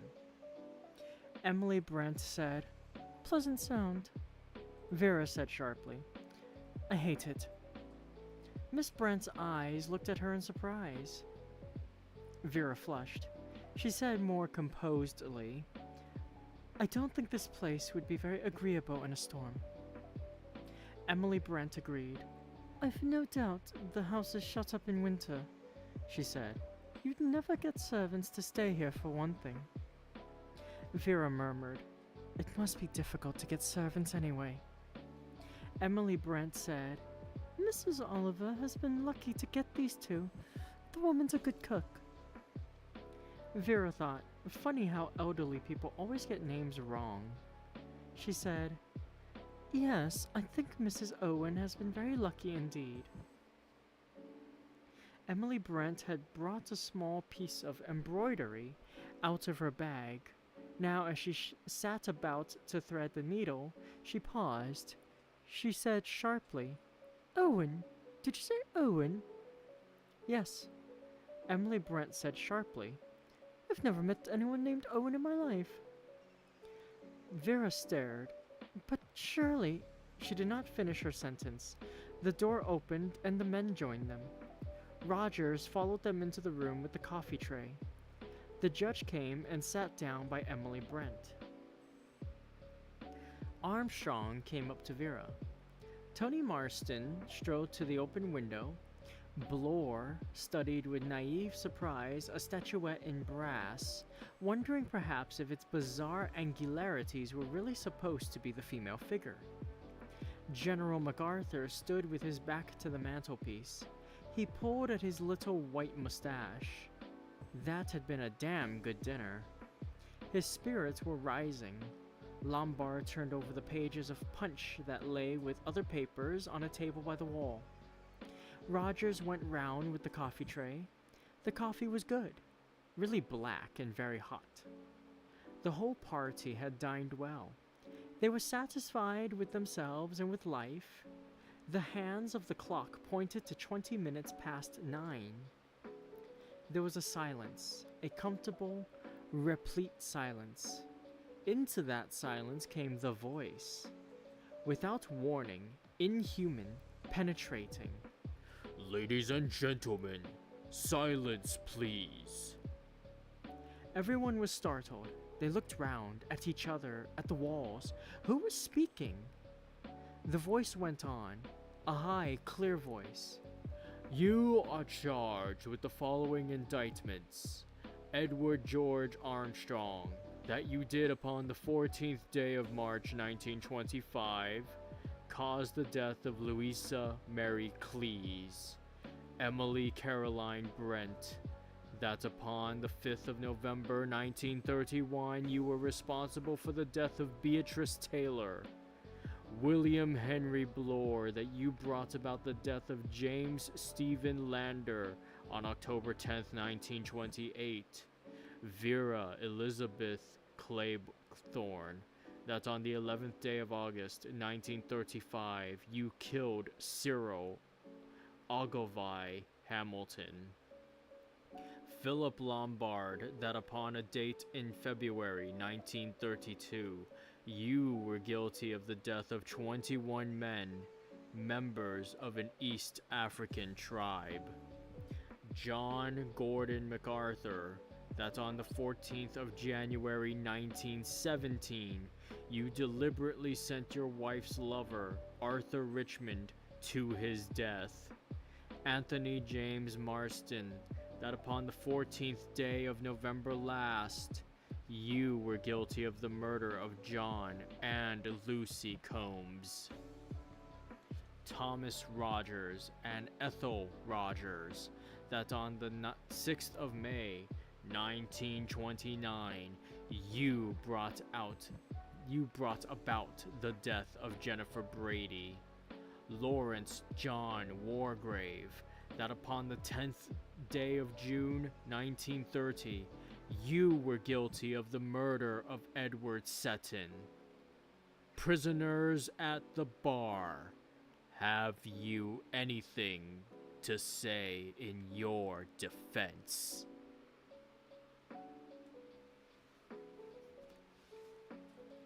The voice had stopped. There was a moment's petrified silence and then a resounding crash. Rogers had dropped the coffee tray. At the same moment, from somewhere outside the room, there came a scream and the sound of a thud.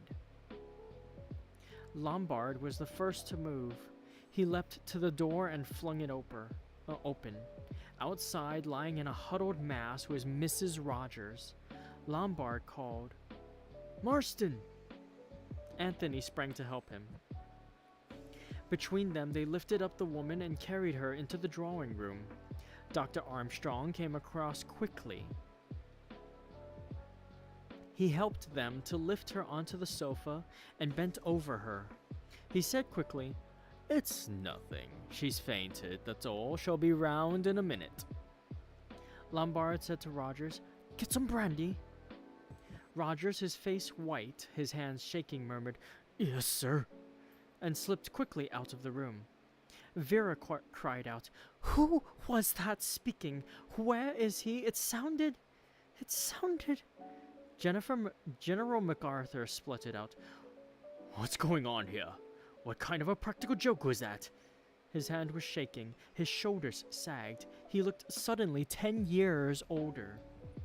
Bloor was mopping his face with a handkerchief. Only Mr. Justice Wargrave and Miss Brent seemed comparatively unmoved. Emily Brent sat upright, her head held high. In both cheeks was a spot of hard color. The judge sat in his habitual pose, his head sunk down into his neck. With one hand, he gently scratched his ear. Only his eyes were active, darting round and round the room, puzzled, alert with intelligence. Again, it was Lombard who acted. Armstrong being busy with the collapsed woman, Lombard was free once more to take the initiative. He said, "That voice sounded as though it were in the room." Vera cried, "Who was it? Who was it? It wasn't one of us." Like the judge, Lombard's eyes wandered slowly round the room. They rested a minute on the open window, then he shook his head decisively.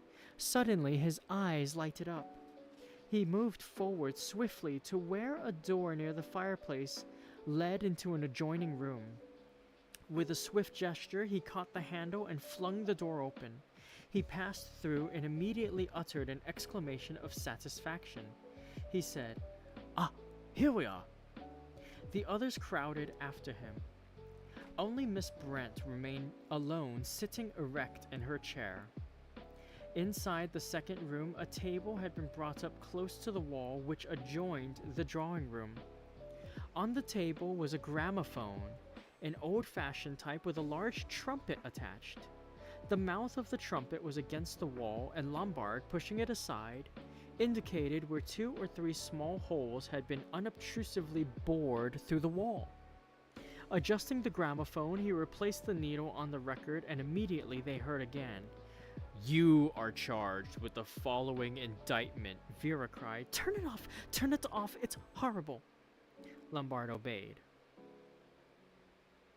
Dr. Armstrong said with a sigh of relief, A disgraceful and heartless practical joke, I suppose. The small, clear voice of Mr. Justice Wargrave murmured, So you think it's a joke, do you?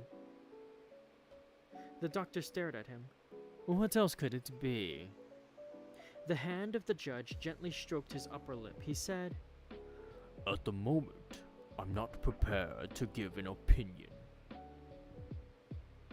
Anthony Marston broke in. He said, Look here, there's one thing you've forgotten. Who the devil turned the thing on and set it going? Wargrave murmured, Yes, I think we must inquire into that. He led the way back into the drawing room. The others followed. Rogers had just come in with a glass of brandy. Miss Brent was bending over the moaning form of Mrs. Rogers. Adroitly, Rogers slipped between the 2 women. Allow me, madam, I'll speak to her. Ethel, it's all right. All right, do you hear?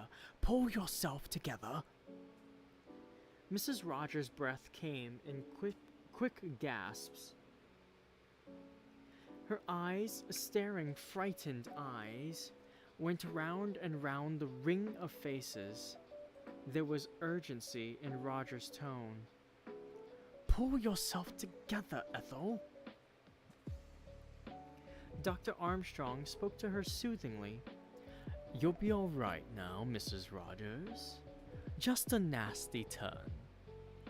She said, Did I faint, sir? Yes. It was the voice, that awful voice, like a judgment. Her face turned again, her eyelids fluttered.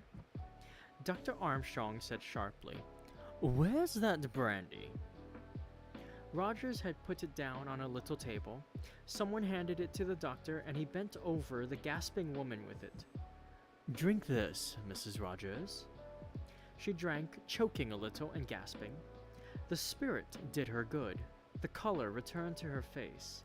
She said, I'm all right now. It just gave me a turn. Rogers said quickly, Of course it did. It gave me a turn too. Fear made me drop that tray. Wicked lies it was. I'd like to know. Wicked lies. He was interrupted. It was only a cough, a dry little cough. But it had the effect of stopping him in full cry. He stared at Mr. Justice Wargrave, and the latter coughed again. Then he said, Who put that record on the gramophone? Was it you, Rogers? Rogers cried. I didn't know what it was. Before God, I didn't know what it was, sir. If I had, I'd never have done it. The judge said dryly, That is probably true, but I think you'd better explain, Rogers. The butler wiped his face with a handkerchief. He said earnestly, I was just obeying orders, that's all. Whose orders? Mr. Owen's. Mr. Justice Wargrave said, Let me get this quite clear. Mr. Owen's orders were what exactly? Rogers said, I was to put a record on the gramophone. I find the record in the drawer, and my wife was to start the gramophone when I'd gone into the drawing room with the coffee tray. The judge murmured, A very remarkable story. Rogers cried, It's the truth, sir. I swear to God it's the truth. I didn't know what it was, not for a moment. It had a name on it. I thought it was just a piece of music. Wargrave looked at Lombard. Was there a title on it? Lombard nodded. He grinned suddenly, showing his white, pointed teeth. He said, "Quite right, sir. It was entitled Swan Song."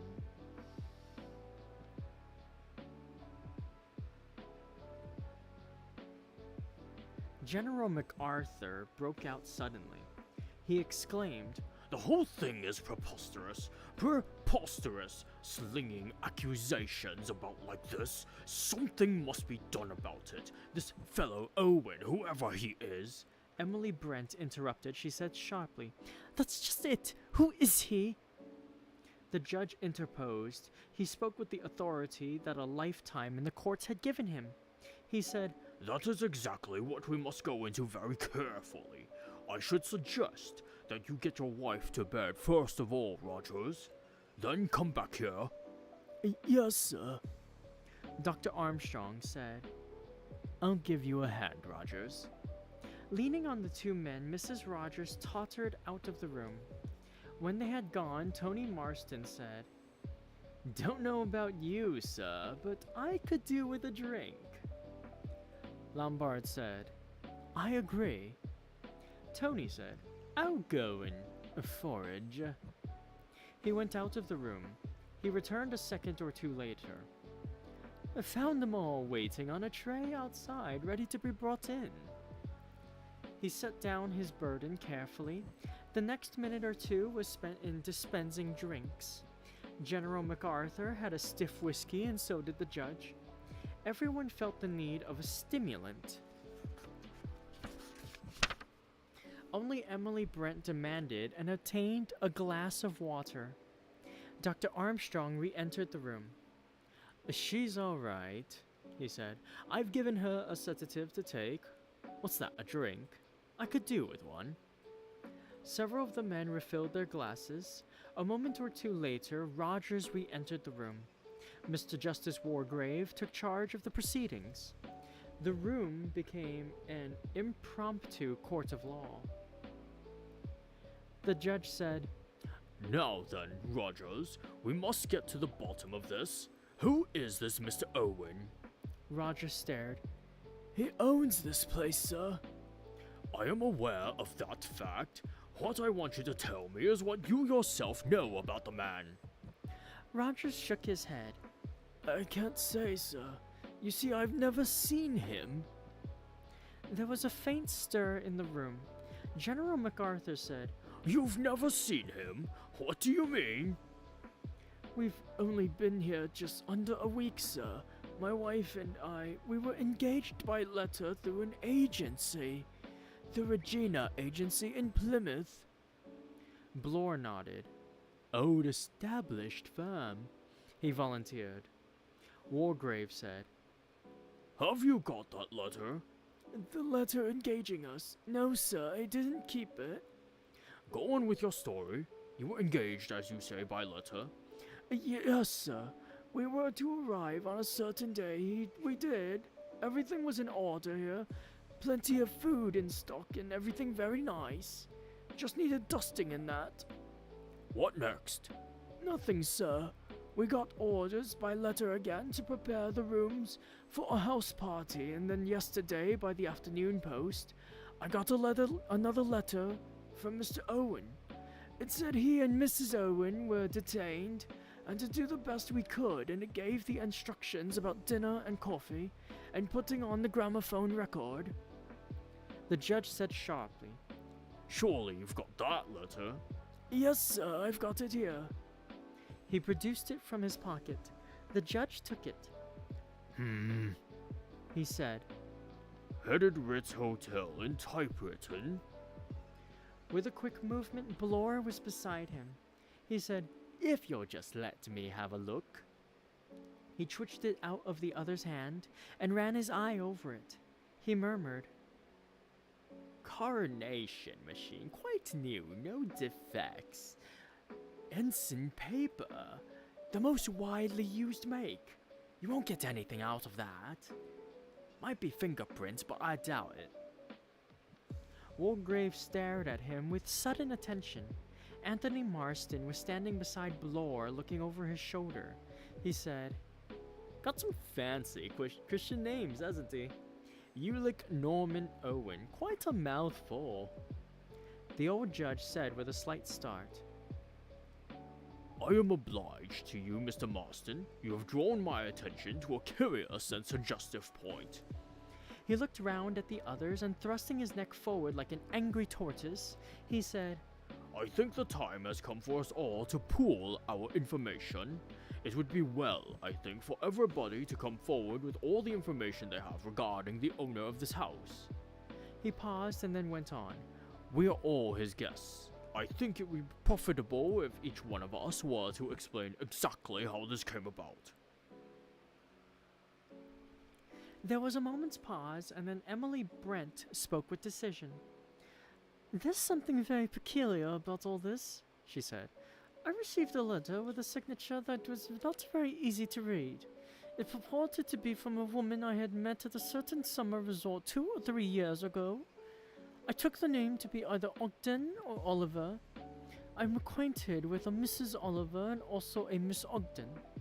I'm quite certain I've never met or become friendly with anyone of the name of Owen.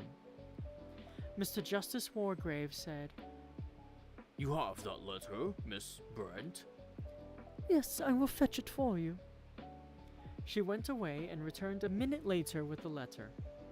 The judge read it. He said, I begin to understand. Miss Claythorne? Vera explained the circumstances of her secretarial engagement. The judge said, Marston? Anthony said, Got a wire from a pal of mine, Badger Berkeley. Surprised me at the time because I had an idea the old horse had gone to Norway. Told me to roll up here. Again, Wargrave nodded. He said, Dr. Armstrong? I was called in professionally. I see. You had no previous acquaintanceship with the family? No, a colleague of mine was mentioned in the letter. The judge said, To give verisimilitude. Yes, and that colleague, I presume, was momentarily out of touch with you? Well, yes. Lombard, who had been staring at Blore, said suddenly, Look here, I've just thought of something. The judge lifted a hand. Wait a minute. But We will take one thing at a time, Mr. Lombard. We are at present inquiring into the causes which have resulted in our being assembled here tonight. General MacArthur? Pulling at his mustache, the general muttered, Got a letter from this fellow Owen. Mentioned some old pals of mine who were to be here. Hoped I'd excuse informal invitation. Haven't kept the letter, I'm afraid. Wargrave said, Mr. Lombard? Lombard's brain had been active. Was he to come out in the open or not? He made up his mind. Same sort of thing, he said. Invitation, mention of mutual friends, I fell for it. Fell for it, all right. I've torn up the letter. Mr. Justice Wargrave turned his attention to Mr. Blore. His forefinger stroked his upper lip and his voice was dangerously polite. He said, Just now, we had a somewhat disturbing experience. An apparently disembodied voice spoke to us all by name, uttering certain precise accusations against us. We will deal with those accusations presently. At the moment, I am interested in a minor point. Amongst the names recited was that of William Henry Blore. But as far as we know, there is no one named Blore amongst us. The name of Davis was not mentioned. What have you to say about that, Mr. Davis? Blore said sulkily, Cat's out of the bag, it seems. Suppose I'd better admit My name isn't Davis. You are William Henry Bloor. Oh, that's right. I will add something, said Lombard. Not only are you here under a false name, Mr. Bloor, but in addition, I've noticed this evening you're a first-class liar. You claim to have come from NATO, South Africa. I know South Africa and NATO, and I'm prepared to swear you've never set foot in South Africa in your life. All eyes were turned on Bloor. Angry, suspicious eyes. Anthony Marston moved a step closer, nearer to him. His fists clenched themselves. Now then, you swine, he said. Any explanation? Bloor flung back his head and set his square jaw. You gentlemen have got me wrong, he said. I've got my credentials and you can see them. I'm an ex-CID man. I run a detective agency in Plymouth. I was put on this job. Mr. Justice Wargrave asked, by whom? This man, Owen, enclosed a handsome money order for expenses and instructed me as to what he wanted done. I was to join the house party, posing as a guest. I was given all your names. I was taught you all. Any reason given? Bloor said bitterly, Mrs. Owen's jewels. Mrs. Owen, my foot.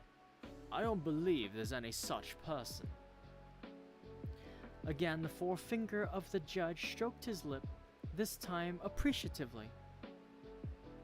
Your conclusions are, I think, justified, he said. Ulick Norman Owen. In Miss Brent's letter, though the signature of the surname is a mere scrawl, the Christian names are reasonably clear. Una Nancy. In either case, you notice the same initials. Ulick Norman Owen, Una Nancy Owen, each time, that is to say, U.N. Owen. Or by a slight stretch of fancy, unknown. Vera cried, But this is fantastic! Mad! The judge nodded gently. He said, Oh yes, I've no doubt in my own mind that we have been invited here by a madman.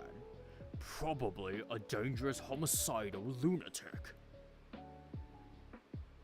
And that takes us to the end of chapter 3. So, U.N. Owen was her?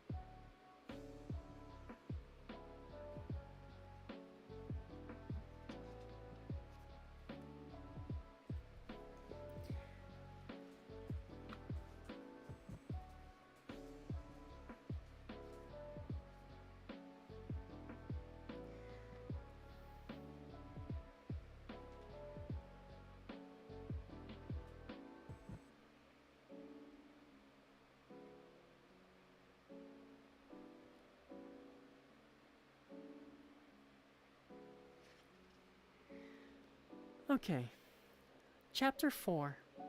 That'll be, chapter 4 will be our last one for tonight.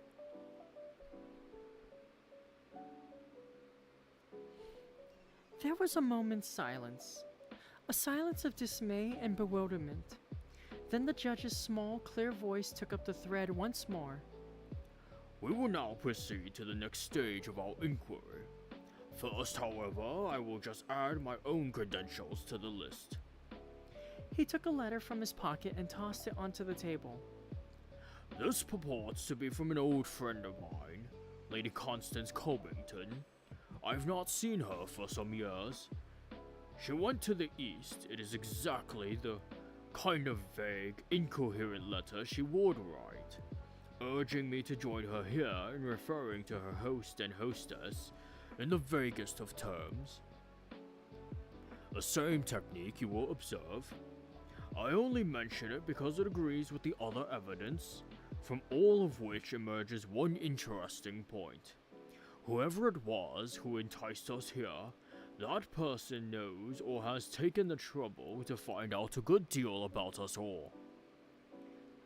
He, whoever he may be, is aware of my friendship for Lady Constance and is familiar with her epistolary style. He knows something about Dr. Armstrong's colleagues and their present whereabouts. He knows the nickname of Mr. Marston's friend and the kind of telegrams he sends. He knows exactly where Miss Brent was 2 years ago for her holiday and the kind of people she met there. He knows all about General MacArthur's old cronies. He paused, then he said, He knows, you see, a good deal. And out of this knowledge concerning us, he has made certain definite accusations. Immediately, a babble broke out. General MacArthur shouted, A pack of damn lies! Slander! Vera cried out, It's iniquitous! Her breath came fast. Wicked! Roger said hoarsely, A lie! A wicked lie! We never did! Neither of us! Anthony Marston growled, Don't know what the damned fool was getting at. The upraised hand of Mr. Justice Wargrave calmed the tumult. He said, picking his words with care, I wish to say this. Our unknown friend accuses me of the murder of one Edward Sutton. I remember Sutton perfectly well. He came up before me for trial in June of the year 1930. He was charged with the murder of an elderly woman, who was very ably defended and made a good impression on the jury and the witness box. Nevertheless, on the evidence, he was certainly guilty. I summed up accordingly, and the jury brought in a verdict of guilty. In passing sentence of death, I concurred with the verdict. An appeal was lodged on the grounds of misdirection. The appeal was rejected, and the man was duly executed. I wish to say before you all that my conscience is perfectly clear on the matter. I did my duty, and nothing more. I passed sentence on a rightly convicted murderer.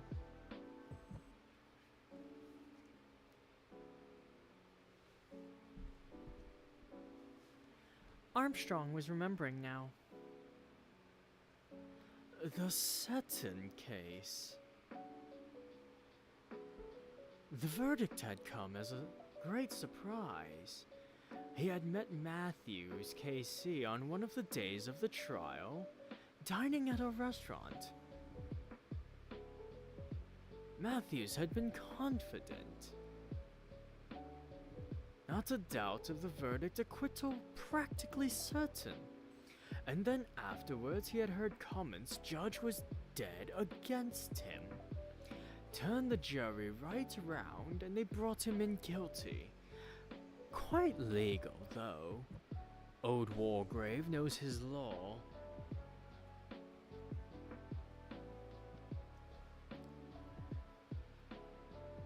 It was almost as though he had a private down on the fellow.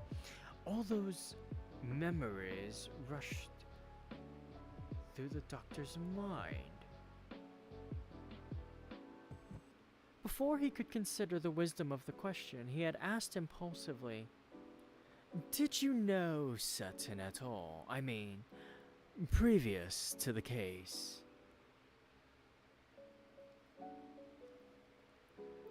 The hooded reptilian eyes met his.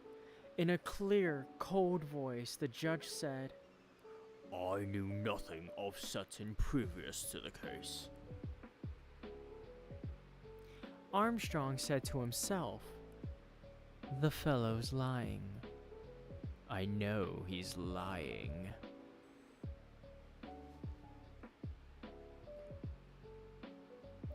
Vera Claythorne spoke in a trembling voice. She said, I'd like to tell you about that child, Cyril Hamilton. I was nursery governess to him. He was forbidden to swim out far. One day when my attention was distracted, he started off. I swam after him. I couldn't get there in time. It was awful. But it wasn't my fault. At the inquest, the coroner exonerated me and his mother. She was so kind. If even she didn't blame me, why should this awful thing be said? It's not fair. Not fair. She broke down, weeping bitterly. General MacArthur patted her shoulder. He said, There, my dear. Of course it's not true. Fellow's a madman. A madman. Got a bee in his bonnet. Got hold of the wrong end of the stick all round. He stood erect, squaring his shoulders. He barked out, Best really to leave this sort of thing unanswered. However, fear I ought to say, no truth whatever in what he said about young Arthur Richmond. Richmond was one of my officers. I sent him on a reconnaissance. He was killed. Natural course of events in wartime. Wish to say, resent very much slur on my wife. Best woman in the world. Absolutely. Caesar's wife. General MacArthur sat down. His shaking hand pulled at his mustache. The effort to speak had cost him a good deal. Lombard spoke. His eyes were amused. He said, About those natives. Marston said, What about them?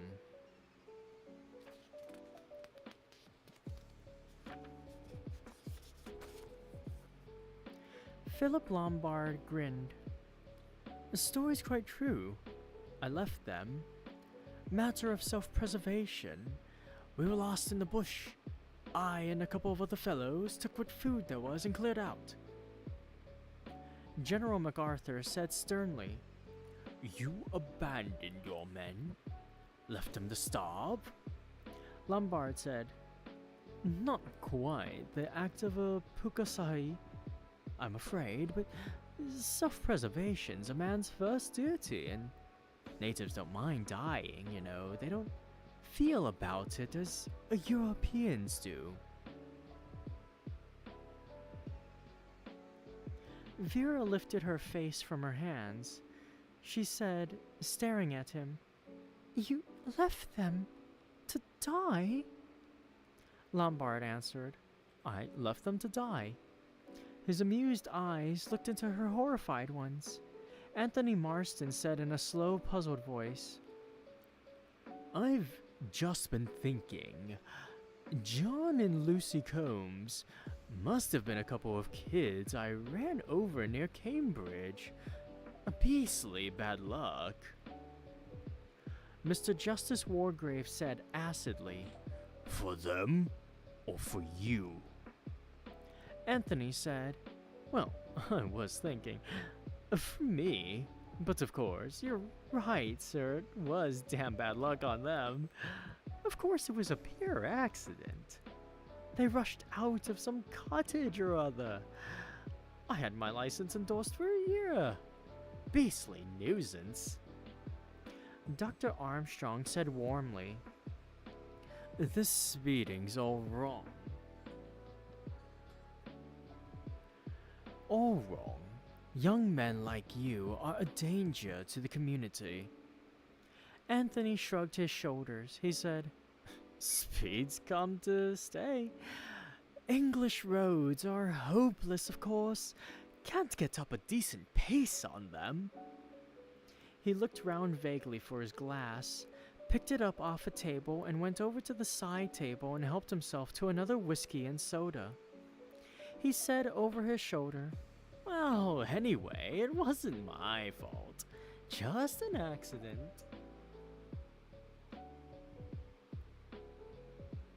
The manservant, Rogers, had been moistening his lips and twisting his hands. He said now in a low, deferential voice, If I might just say a word, sir.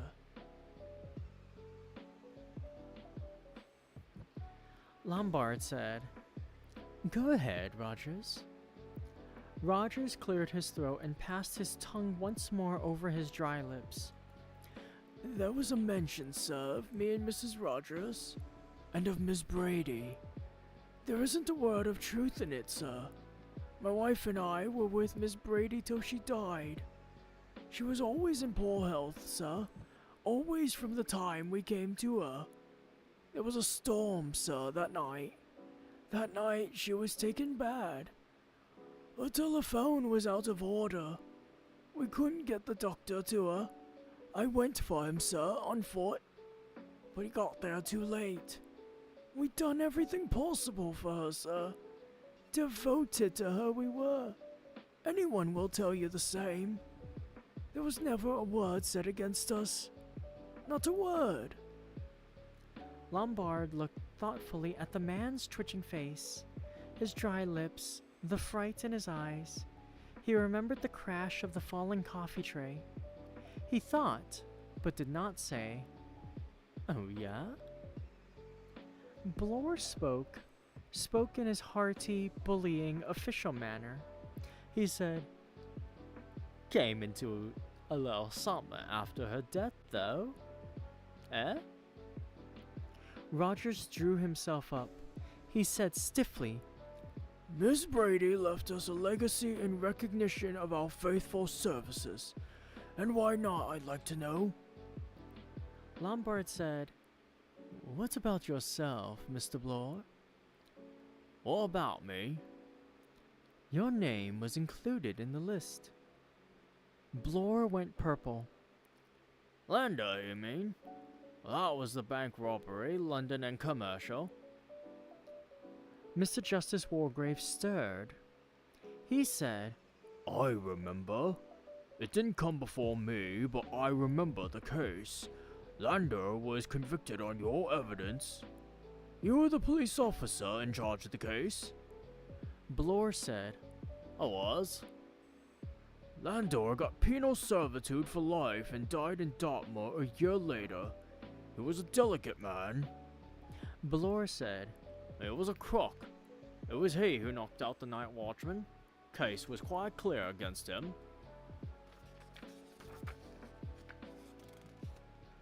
Wargrave said slowly, You were complimented, I think, on your able handling of the case. Bloor said sulkily, I got my promotion. He added in a thick voice, I was only doing my duty. Lombard laughed, a sudden ringing laugh. He said, What a duty-loving, law-abiding lot we all seem to be. Myself excepted. What about you, Doctor, and your little professional mistake? Illegal operation, was it? Emily Brent glanced at him in sharp distaste and drew herself away a little. Dr. Armstrong, very much master of himself, shook his head good-humoredly. I'm at a loss to understand the matter, he said. The name meant nothing to me when it was spoken. What was it? Cleese? Close? I really can't remember having a patient of that name, or being connected with a death in any way. The thing's a complete mystery to me. Of course, it's a long time ago. It might possibly be one of my operation cases in hospital. They come too late, so many of those people. Then when the patient dies, they always consider it's the surgeon's fault. He sighed, shaking his head. He thought, drunk, that's what it was. Drunk. And I operated. Nerves all to pieces. Hands shaking. I killed her all right. Poor devil. Elderly woman. Simple job if I'd been sober. Lucky for me, there's loyalty in our profession. The sister knew, of course, but she held her tongue. God, it gave me a shock.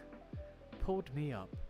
But who could have known about it after all these years? There was a silence in the room. Everybody was looking, covertly or openly, at Emily Brent. It was a minute or two before she became aware of the spectation. Her eyebrows rose in her narrow forehead. She said, "Are you waiting for me to say something? I've nothing to say." The judge said, "Nothing, Miss Brent." "Nothing." Her lips closed tightly. The judge stroked his face. He said mildly, "You reserve your defense." Miss Brent said coldly, "There's no question of defense. I've always acted in accordance with the dictates of my conscience. I have nothing with which to reproach myself."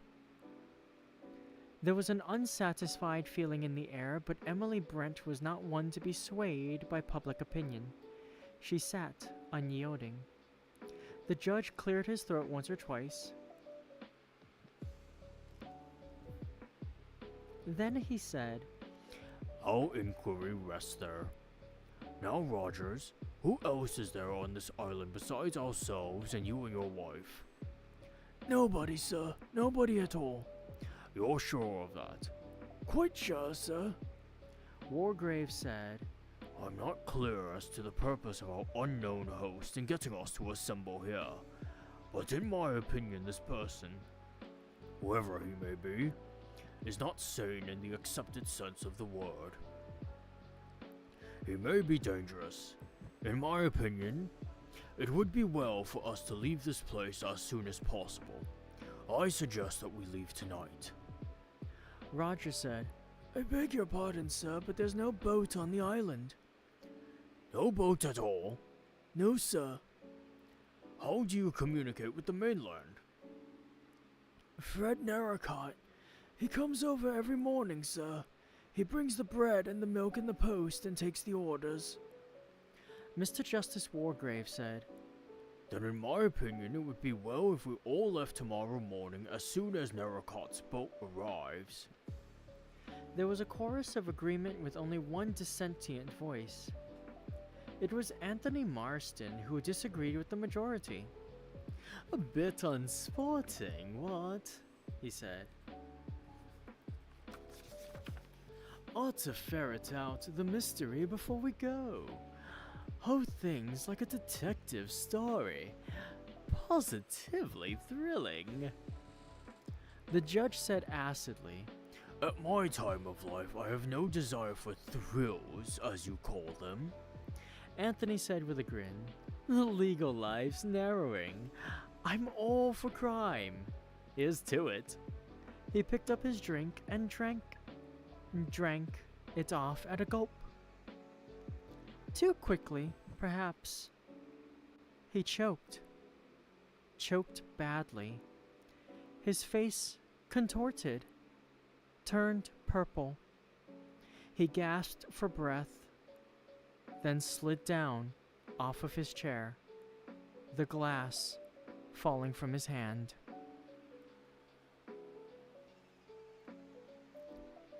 And that brings us to Chapter 4's close, and with it, our first body of the story.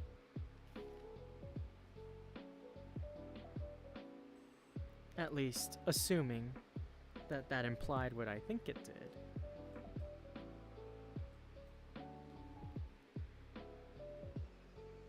After all, the first one in the nursery rhyme choked, so therefore...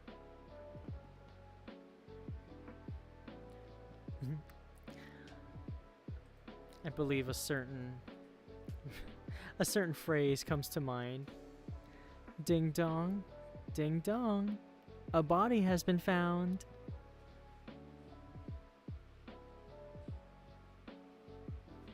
Boop, boop, boop, boop, boop. That's enough of that.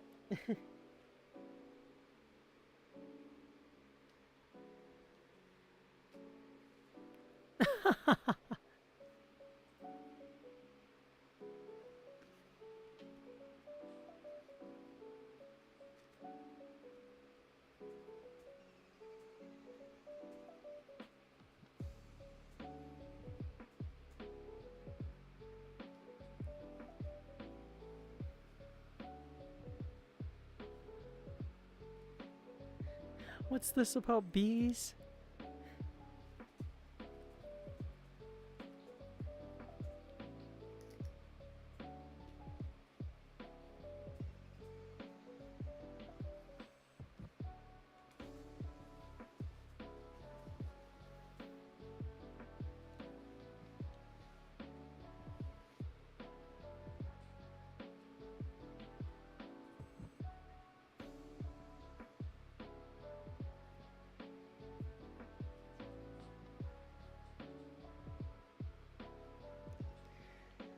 All right, everybody. I think that's gonna do it for us here tonight. We got through 4 chapters of the story. I think that's about a quarter of the way through already. I think there's like 16 plus an epilogue and something or other.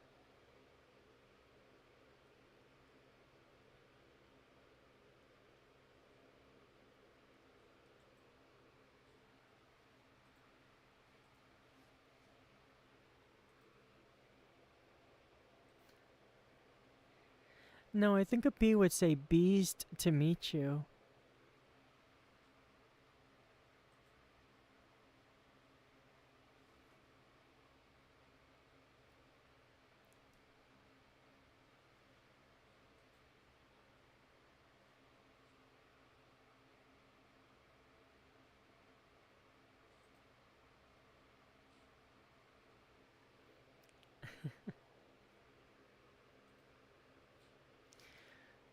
All right. Well, my next scheduled stream is actually tomorrow.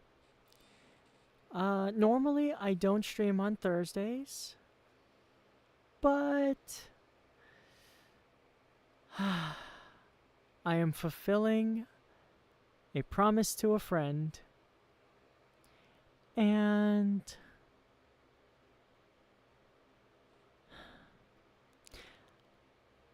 I am going to try Fortnite tomorrow because of the new season and the fact that there are Mighty Morphin Power Ranger skins. I have finally been ensnared in the trap. So I will actually be going live tomorrow in the morning. Tentatively, we are planning for an 11 a.m. PST, 2 p.m. EST slot. But really, it depends on when the update goes live, because if there's a repeat of the Grand Blue incident, we don't want that. So I will be on the lookout for when the server goes live, and I'm hoping it's before noon. From what I understand, it says that it might be, but I'm going to keep a lookout. Just basically consider it my announcement of a guerrilla Fortnite stream that'll start sometime tomorrow, and I will announce when I am live, of course. So make sure that you keep an eye out on my Twitter, my Blue Sky, and hey, if you're listening, maybe go ahead and hit that bell so that way you know when I go live.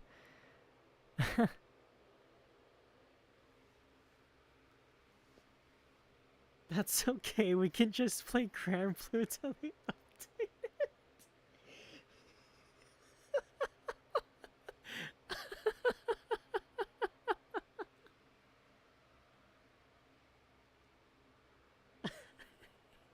God damn it.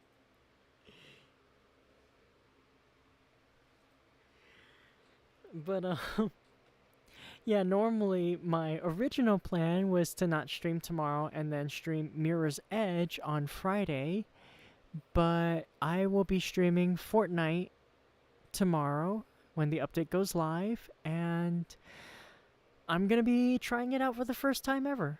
I have not really played many third-person shooter games, and certainly not one with the building mechanics that I know Fortnite has.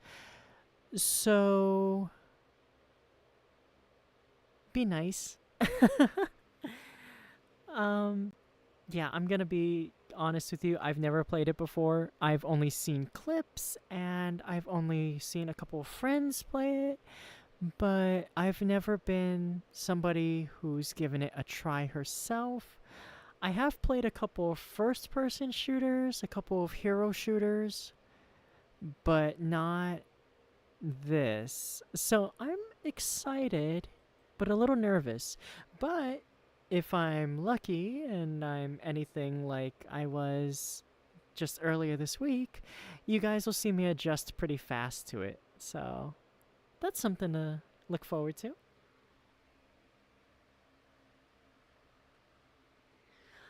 Um, Aside from that, yeah, I only have two other planned streams this week, and it was supposed to be one, but now it's two. So, like I said, keep an eye out for the announcement when I'm live. Keep an eye out for notification if you have those turned on. And I will see you guys tomorrow. Thank you so much to everyone who hung out and listened to me read this. I hope that you enjoyed hearing me read the first few chapters of And Then There Were None. Very much looking forward to where the story goes from here, actually. I have to admit, it hit its stride really fast. Oh god, don't you start singing. No, no, don't start singing Chug Jug in the chat right now. Please, no. Save it for tomorrow at least.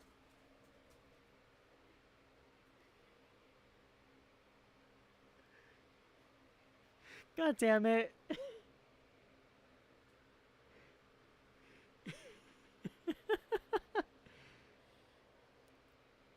Okay, tell you what. No, I'm not doing it. No, no, no, no. Okay, you know what? I'll see how I feel about it tomorrow. But let's say if I hit... Because I intend to stream until about 5 p.m. PST my time tomorrow. From the time that I start. So let's say if I get a certain amount of either subscribers or a certain amount of victory royales, I'll sing the song. How about that? I am damning myself right now.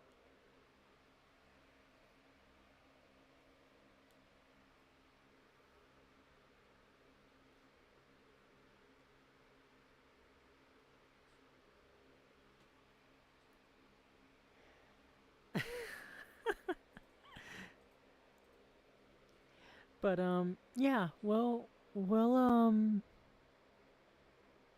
yeah. I will see you guys tomorrow. I'm starting to like talk in circles, so let's just go ahead and end this here. But thank you so much, everybody, for stopping by. Thank you for hanging out. I love you all, my Rainiacs and my Langsters.